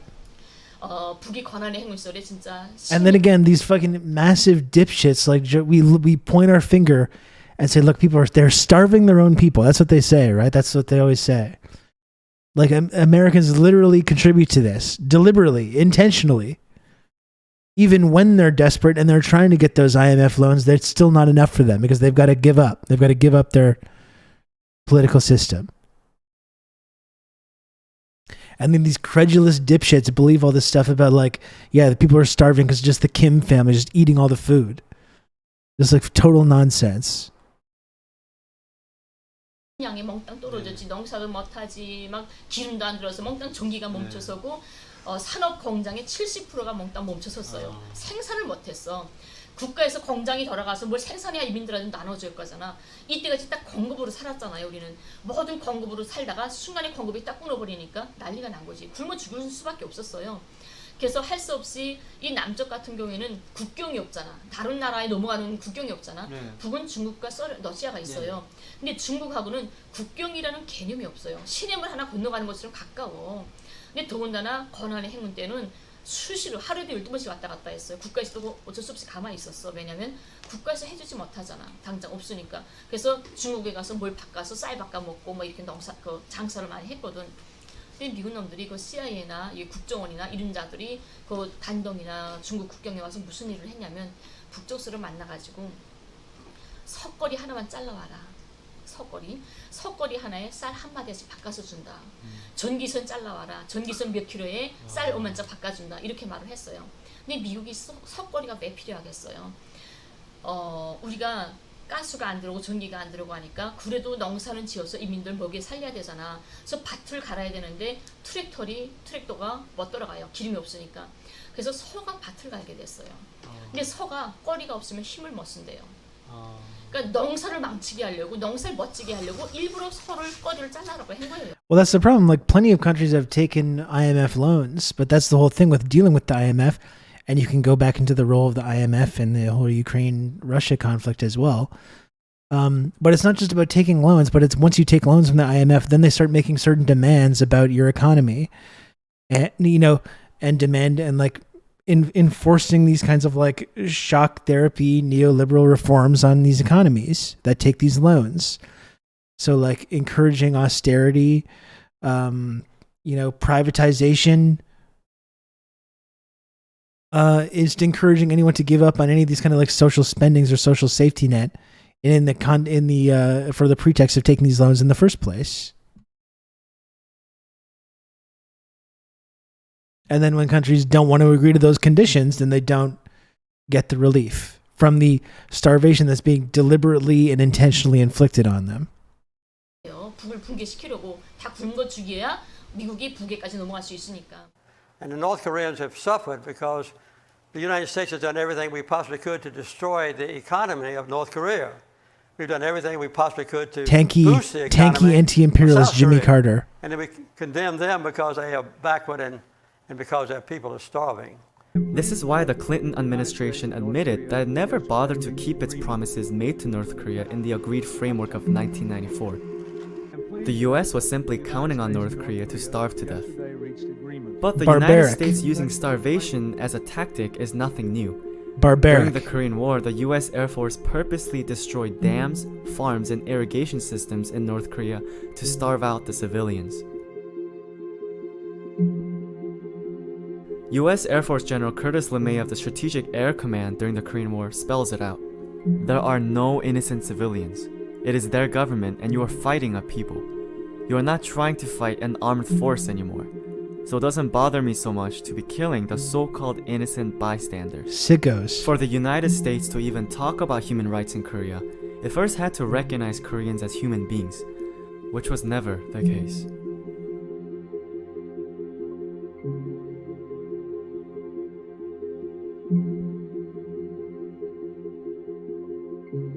And with that in mind, let's go back to the hottest question, the question of human rights in North Korea. 근데 탈북자들이 그런 주목을 합니다. 진짜 북에서 인권 유린이 있다고. 근데 탈북자를 좀 자세히 들여다볼 필요가 있어요. 우리가 이제 만나러 갑니다라는 채널이 있습니다. 남쪽에. 그건 탈북자들이 전문 나와서 출연하는 거예요. 남쪽 분들도 북에 못 갔다 왔죠. 하지만 평양에 살은 저보다도 북을 더 잘 압니다. 어떻게? 이 탈북자들이 나와서 말하는 이제 만나러 갑니다. 이 영화를 보다 나면 정말 막 눈물을 줄줄 흘리면서 봐요. 북은 빨리 붕괴돼야 돼. 북쪽 사람들 빨리 해방시켜서 자유를 줘야 돼. 이렇게 말을 하죠. 근데 이제 만나러에 갑니다에 나오는 출연진을 보게 되면 대체로 20대, 30대 어린애들이에요. 제가 95년도에 관할에 행군을 했다고 했죠. 지금으로부터 23년 Yeah, like Yeonmi Park was not even fucking alive for the arduous march. Was not even alive. But talks about it like it's not only that she lived through it, but that it's still going on. 일입니다. 23년 전에 벌어져서 10년 동안이죠. 지금 20대, 30대 애들은 태어나서부터 철들면서부터 쌀밥이 뭔지 고기가 뭔지를 모르고 자란 세대예요. 고난의 행군 때 태어났기 때문에 태어나서부터 옥수수와 풀죽과 시라지 국물을 먹어야 됐고 학교 갈 나이에 학교 못 가고 장사를 다녀야 됐고 산에 올라가서 나무 곰부레기 꾸르다가 집 불 때야 됐던 이런 엄혹한 시절에 태어났던 애들입니다. 그 애들이 끝내 참다 못해서 중국에 나가서 생존을 위해 중국에 나갔다가 숨어 살기 힘드니까 남쪽에 온 애들이에요. 그 20대, 30대가 말하는 이제 만나러 갑니다에 나와서 말하는 탈북자들 굶어 죽고 힘들고 다 맞아요. 저도 굶어봤고 권한행군 때 저희 딸도 굶겼으니까요. 하지만 분단이라는 게 그냥 있는 그대로 양쪽에 있는 사실들만 말해주면 괜찮은데 분단 체제 선전이라는 것 때문에 일부러 왜곡하고 사기가 된 이게 필요한 거겠죠. 분단이 필요한 자들이 일부러 만드는 거겠죠. 이제 만나러 갑니다 같은 게 한 달에 4번을 합니다. 4번을 하는데 주말마다 한 번씩 해요. 한 번 가서 2회분을 촬영합니다. 그러면 2번 가면 4회분을 다 촬영하겠죠. 이틀만 출근하면 200만 원을 받는다고 해요. 근데 어느 공무원이 치고 누구든 이틀 출근하고 200만 원을 받을 수 있는 직업이라면 어떻게 해야 되죠? 무조건 그걸 지켜야 되는 거잖아요. 근데 그건 못 먹고 못 사는 나라예요. 헐벗고 굶주려요. 이 말만 해가지고는 그 자리를 유지할 수가 없다는 거예요. 그 삼성이나 이런 대기업 취직보다 더 어렵습니다. 거기에 나가는 게. 그래서 거기에 나가면 나는 배고파서 사람을 삶아 먹었고 내가 아이를 낳았는데 장애인을 낳았다고 국가가 엎어나서 죽였어요. 이런 말들을 해야만이 그 자리를 유지할 수가 있다는 거죠. 아, 얘가 선전형이 있네, 괜찮네 하는 거죠. 또 제 친구가 하나가 있어요. 이제 만나러 갑니다 채널에서 전화가 왔답니다. 3번을 북송당했어요. 제 친구가 중국에 나와 있다가 3번을 공안한데 붙잡혀 들어갔죠. 근데 이걸 다 아니까 전화 와가지고 이제 만나러 갑니다. 좀 출연할 수 없냐. 3번을 북송당했다는데 북송당했다는 그 이야기 좀 해주면 된다 그러더래요. 그래서 내 친구가 그랬어요. 아, 나는 이제 만나러 갑니다에 나오는 애들이 어느 나라 말을 하는지 모르겠다. 나는 3번을 북송당했지만 그 사람들이 하는 말을 난 한 번도 겪어본 적이 없다. 난 어디의 말을 하는지 모르겠다. 이렇게 말했대요. 그러니까 그 채널에서 선생님 그렇게 말씀하시면 안 되는데요. 이랬더래요. 그러더니 아, 괜찮습니다. 우리가 다 대본을 써주니까 그대로만 하면 됩니다. 그러더래요. 그래서 내 친구가 그랬대요. 저 머리가 나빠서 그 대본을 암기를 잘 못해요. 그랬대요. 그랬더니 아, 그럼 나중에 다시 전화 드릴게요 하면서 전화 끊었다는 거죠. 이렇게 자기네가 대본을 다 써준다는 거를 다 하고 내가 말할 게 없어요 하면 대본 써주는 대로 하세요. 이렇게 하는 거예요. 그러니까 왜냐면 애한테는 3번 북송당했다는 사실이 있잖아요. 그렇기 때문에 이 사실만 가지고 거기다가 이 사람들이 써준 대본을 붙이면 현실이 되는 거거든요. 사실이 되는 거거든요. 그래서 이게 참 안타까운 일이다 생각이 드는데요.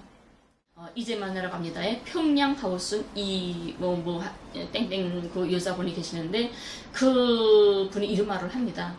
이제 만나러 갑니다. 나와서 나는 허이락한 석탄더미 위에서 애를 낳았고 길바닥에 있는 유리조각으로 탯줄을 끊었고 지나가는 할머니가 석치마를 뜯어서 애를 감싸주었다. 이렇게 말을 해요. 이 세상 사상체제 몽땅 떠나서 유럽이든 뭐 백인이든 흑인이든 황인이든 다 떠나서 인간이라면 애를 낳아본 인간한테 물어보면 선생님 애를 밖에서 낳고 길바닥에 있는 유리조각으로 탯줄 끊어볼 수 있나요? 하면 You see this idea, but the story is getting like exaggerated. 신생아는 갓 태어난 신생아는 면역이 없어요. 조금만 오염이 돼도 신생아는 죽습니다. 그러니까 어느 엄마가 애를 탁 낳자바람으로 탯줄을 자기하고 달려있는 탯줄을 유리쪽으로 끊는다는 건 상상이 안 되는 거예요.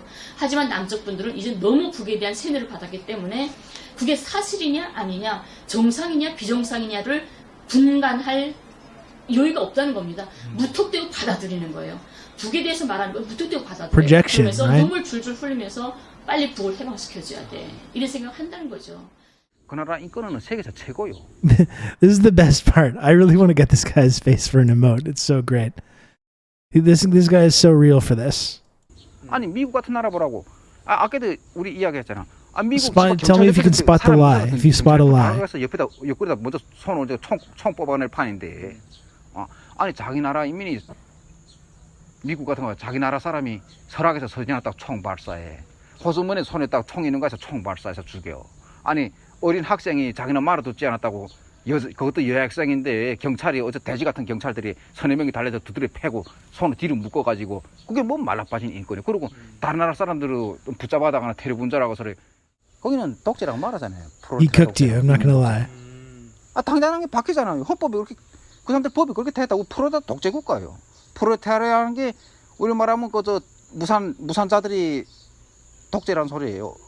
인민들이 뭐 지금 어떤 발전된 인민 독재라 해도 되지.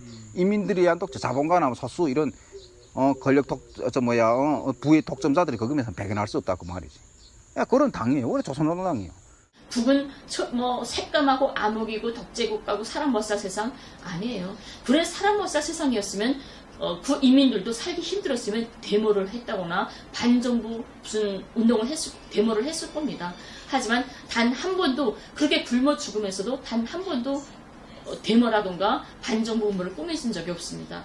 그냥 그 어디 그 국정원에 써준 소설을 읽는 애들을 그 탈북자 애들 걔들은 어차피 걔들은 쓰레기 취급받던 애들이요. I hope they're doing well too. 쓰레기 통에 와가지고 살고 났다고.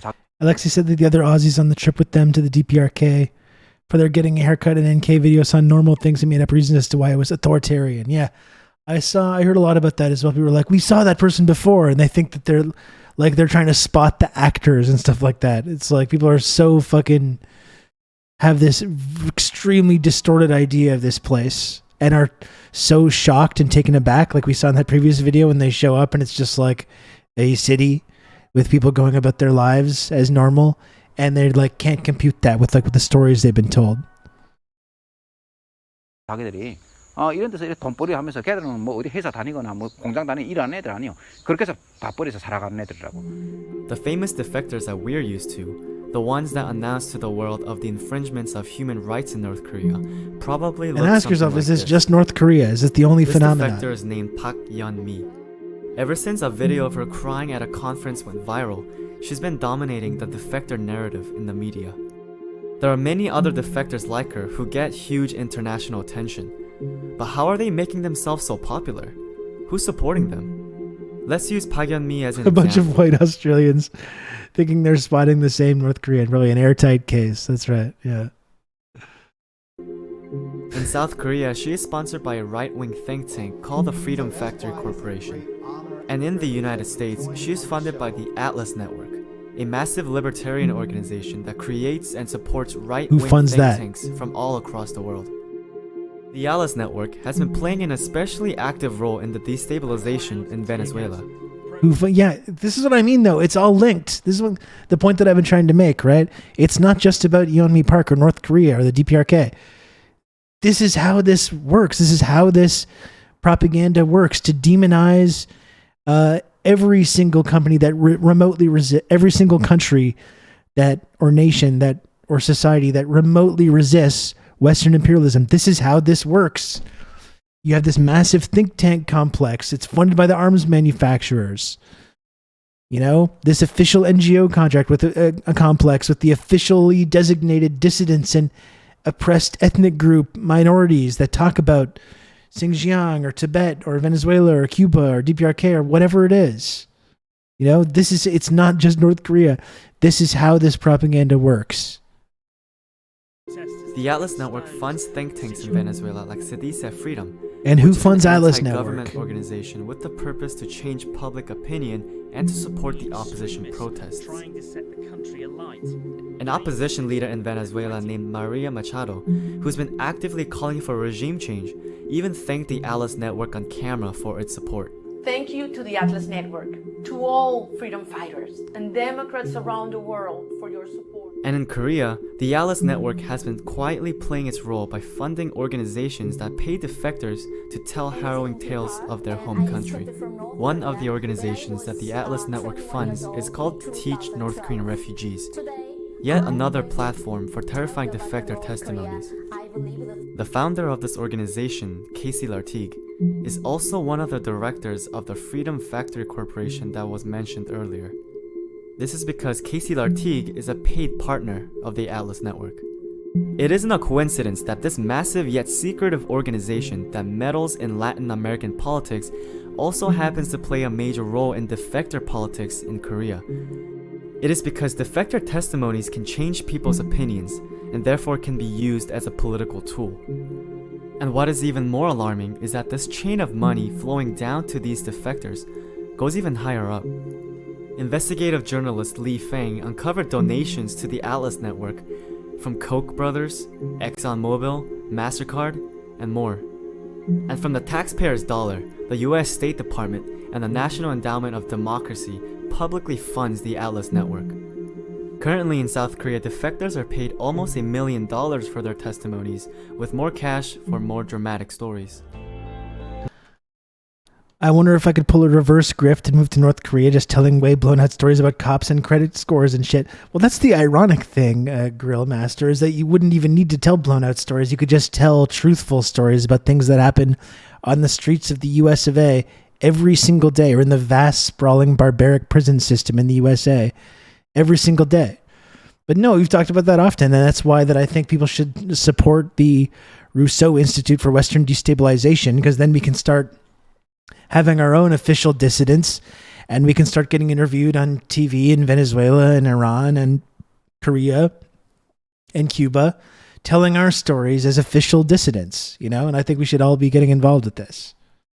North Korean defector testimonies are not valued by truthfulness, but rather their ability to change the global opinion of North Korea, thereby creating support for anti-North Korean policies. And this is why I made this project. Because year after year, the people in power spend millions of dollars to make sure we get anything but the truth when it comes to countries like North Korea. I'm hoping that what Mrs. Kim and Mr. Choi said will inspire people to ask questions for themselves. Really recommend this video. I think it's really something that can change people's minds about this.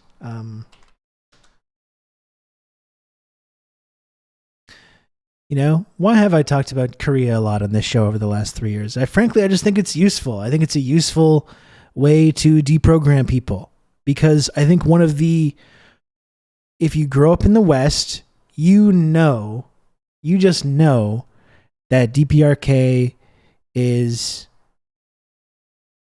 this brainwashed authoritarian dystopia where it intentionally starves people and people get eaten by rats and all this stuff. You just know this, right?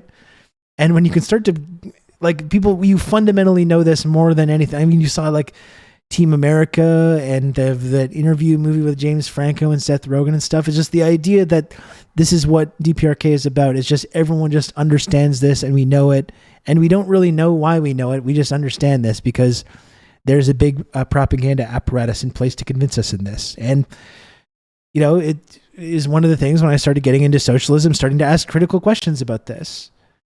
And I think it's been useful for me to use this as a way, because when people realize that perhaps that they've been misled or lied to about DPRK, they start to ask other critical questions about other ways that they've been lied to or misled about official enemy countries of the US.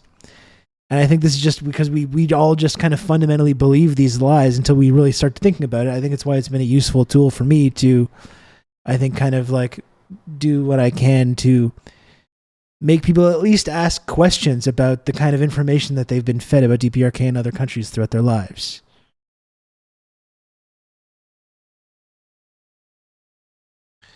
America has never stopped genocide. They just moved it to the prison system and adoption system. True, not exaggerated. Take that. Would get true, not exaggerated. Take that would get you your reverse grift money. Well, absolutely, in Canada as well. Like we've talked about the residential school system in Canada, which closed in the last residential school closed in 1997, but there's still Indigenous kids today, right now, dying in Canada's foster care system, and Canada's prisons are still disproportionately filled with Indigenous people, and other racial minorities. That genocidal process is still going on to this day. I was looking into the Atlas Network, and most of their funding is from the Koch family. And like, you see how nefarious it is, right? You see how totally nefarious it is. Like, not only is like the Koch brothers and all these different like major corporations funding Atlas Report, but then Atlas Report in turn goes and takes that money and goes and invests it into all these other smaller think tanks all around the world. It's this big web, this propaganda web funded by U.S. libertarians and corporations and literally the State Department and the CIA through the NED. And then so they're funding the Atlas Network, and then you have the Atlas Network giving out $8 million of grants in 70 countries, working with 556 organizations in 101 countries. engaging in kind of freedom expanding policy victories, as they put it, in all these different places. It's this vast, sophisticated web, of propaganda. And I guess that was my basic point, is that if people accept that Yeonmi Park is full of shit, they should start asking other questions about not only other DPRK defectors, but this entire dissident industrial complex, and the way that we have represent every time there's a story about China or Venezuela or Cuba, you have this official dissident that shows up in these news stories to talk about how horrible it is in these places. And they're a representative of some think tank that takes money from the NED or Raytheon, or they take money from the Atlas Network, who is in turn funded by the State Department and the credit card companies and the NED and the Koch brothers. This is how this kind of propaganda works. This is how consent is manufactured for America and its imperialist junior partners like Canada to engage in this process, to encircle countries militarily, to sanction them, blockade them. This is how we can manufacture consent for this. And we have to start asking critical questions about how this process works.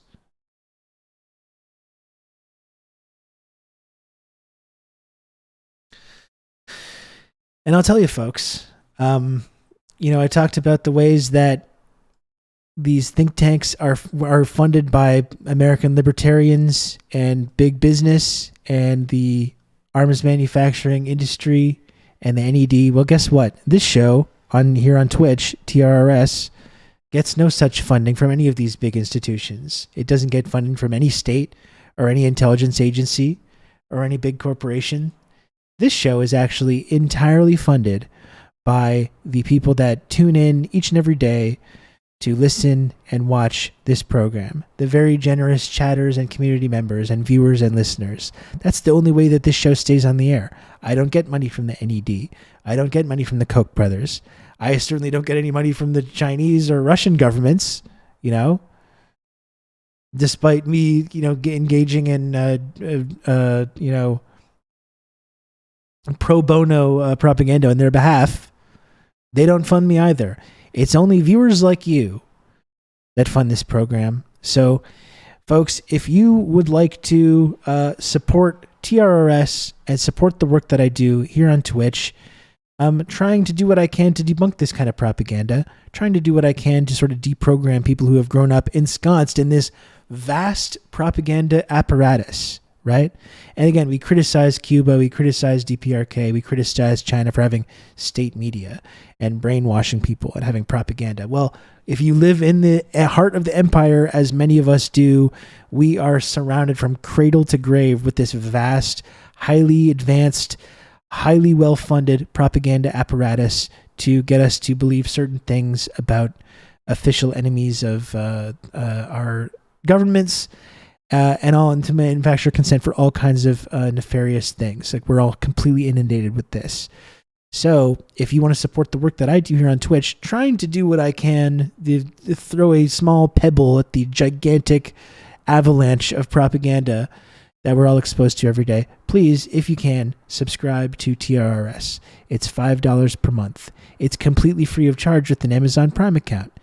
You can not only can you support this, what I think is important work in deprogramming people and getting people to ask critical questions about these kinds of narratives. You can help keep that on the air. And have good old Rob to talk you through all this. You can help keep it on the air. You can support the work that I do. It's $5 per month. Not only can you do that, but you can also get all the wonderful emotes that you get in this platform. Some of the very best. I'm starting to misspeak because I'm tired and I'm starting to mess up. LVL, thank you for the 2 months of tier 1. I appreciate that. Not only can you support this important work, though, you also get all the wonderful emotes, some of the very best emotes that you can find right here on Twitch, including the only, as far as I understand it, Twitch's only Kim Il-sung emote, which you can get for subscribing to this program. So please, if you can, subscribe to TRRS or gift subs to rocket your way up to the top of the Friendship Triangle system. Twitch's only two-dimensional triangle-shaped trickle-down clout and friendship access tiered reward system. It's the only such system that exists on Twitch. If you gift 5 or more subs, you rocket right to the top of the friendship triangle system. And again, the only way that I'm able to continue doing this each and every day, obviously people seem to enjoy, don't ask me why, seem to enjoy tuning into this show, seem to enjoy being part of the community. The only way that I'm able to do it is through the incredible generosity of people in the community. So if you can, please, folks, subscribe to TRRS. I really appreciate it a lot. And I got to get going soon. I've been here almost 3.5 hours. I didn't take a break because we were having some good conversation. We were doing some important commentary, debunking this kind of propaganda. But if you can, please subscribe.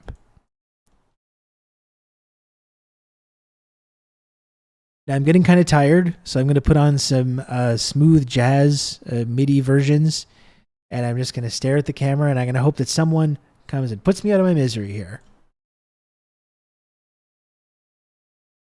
Here we go. Please subscribe to TRRS. It helps me out a lot. I appreciate it a lot. And we become friends when you do.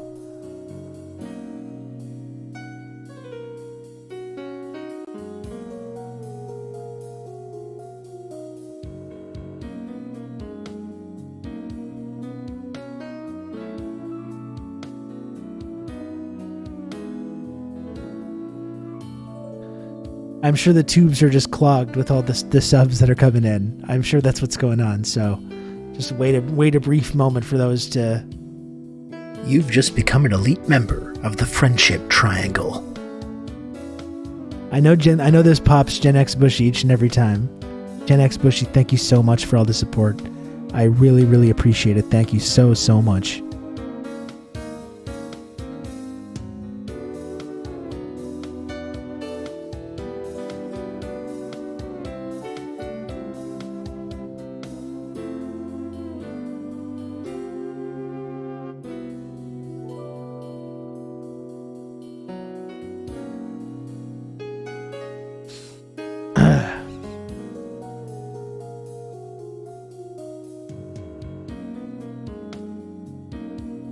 This is really so well done.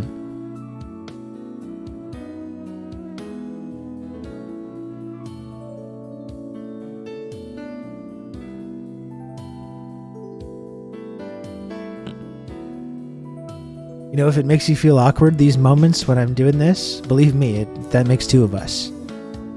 There is a way just to get over this uncomfortable little segment, though.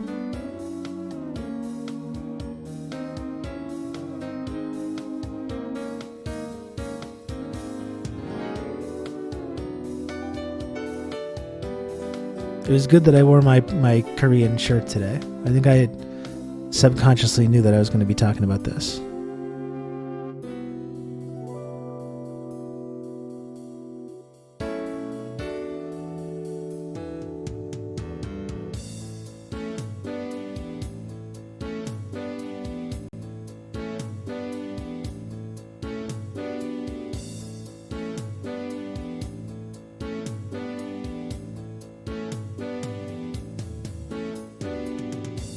Blim blim blim blim blim blim blim blim blim blim blim blim blim blim blim.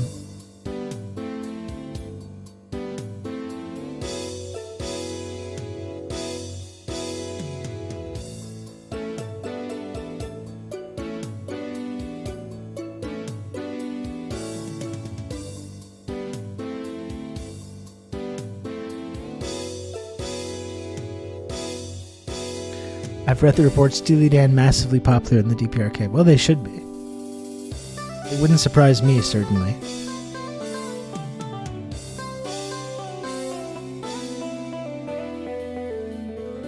Do we have any other taker, folks? Remember, rocketing, you can rocket right up to the top of that friendship triangle system with a measly 5 gifted subs. And for our extra special generous chatters, can trigger the very elite, exclusive, rarely seen 10 gifted sub special alert as well.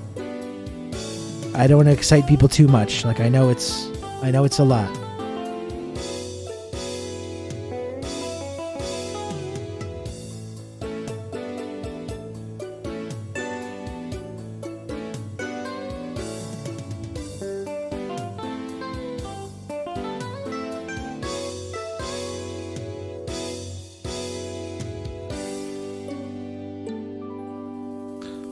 Oh, it's getting hard to sit in this chair for too much longer.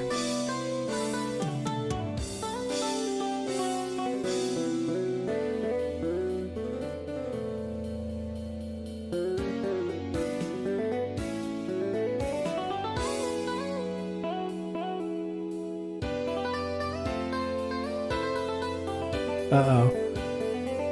Here goes.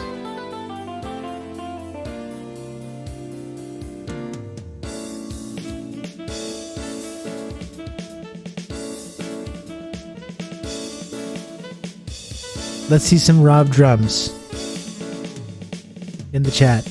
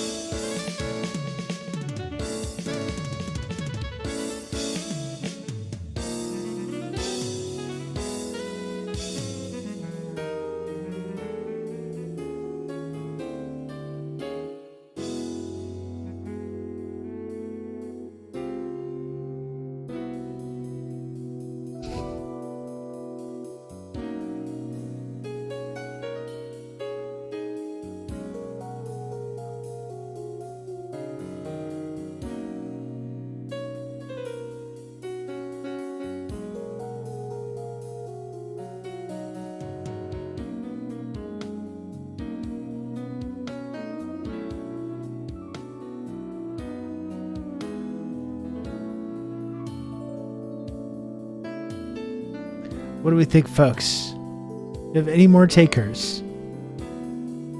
Any more takers? Does anyone else, any other brave and generous chatter, want to support the content that I'm on here making, churning out day after day here on twitch.tv?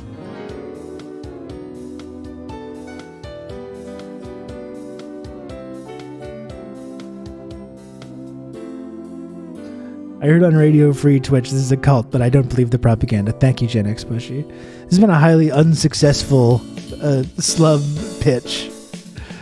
One of my more unsuccessful slub pitches. But you know what? It's okay.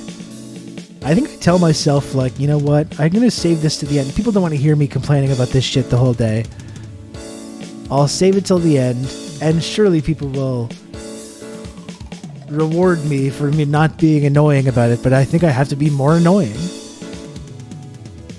I think I have to be more annoying about it. That's the only solution. I think I know.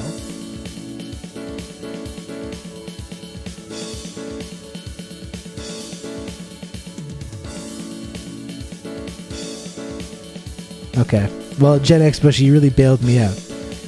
You really bailed me out, Gen X Bushy, from what could have been a fucking disastrous sub pitch. So thank you for that. I really appreciate it. Okay, well, I'm leaving then. Fucking, I'm out of here.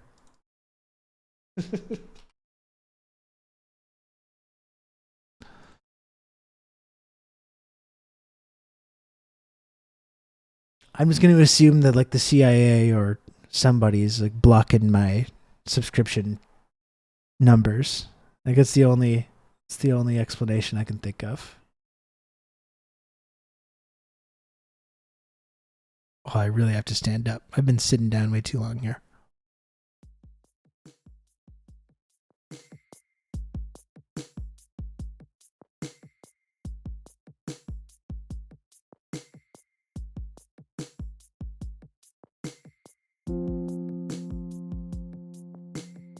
Well, thanks for watching, folks. It was a good one. I like I said, I think I wore my shirt subconsciously today because I knew I was going to talk about like the British being mad about my comparison about Korea, and I knew this was going to come up.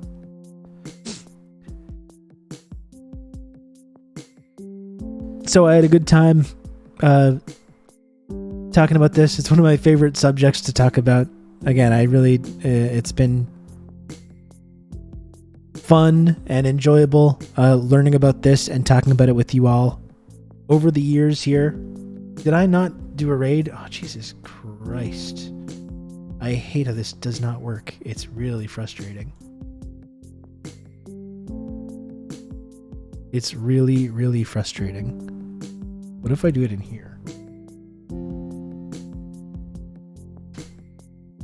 Oh, yeah, of course. No. Of course it doesn't work. Why would it? Why would it work?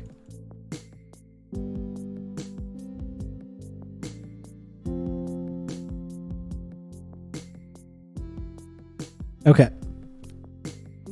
Thanks, folks. It was a good one. I gotta get up. I'm sore from sitting in this chair for almost 4 straight hours. Okay? Give my regards to our friend Dan Simpson. Thanks for watching today. I'll be back tomorrow. Plenty more to talk about this week. I'll talk to you then. Goodbye.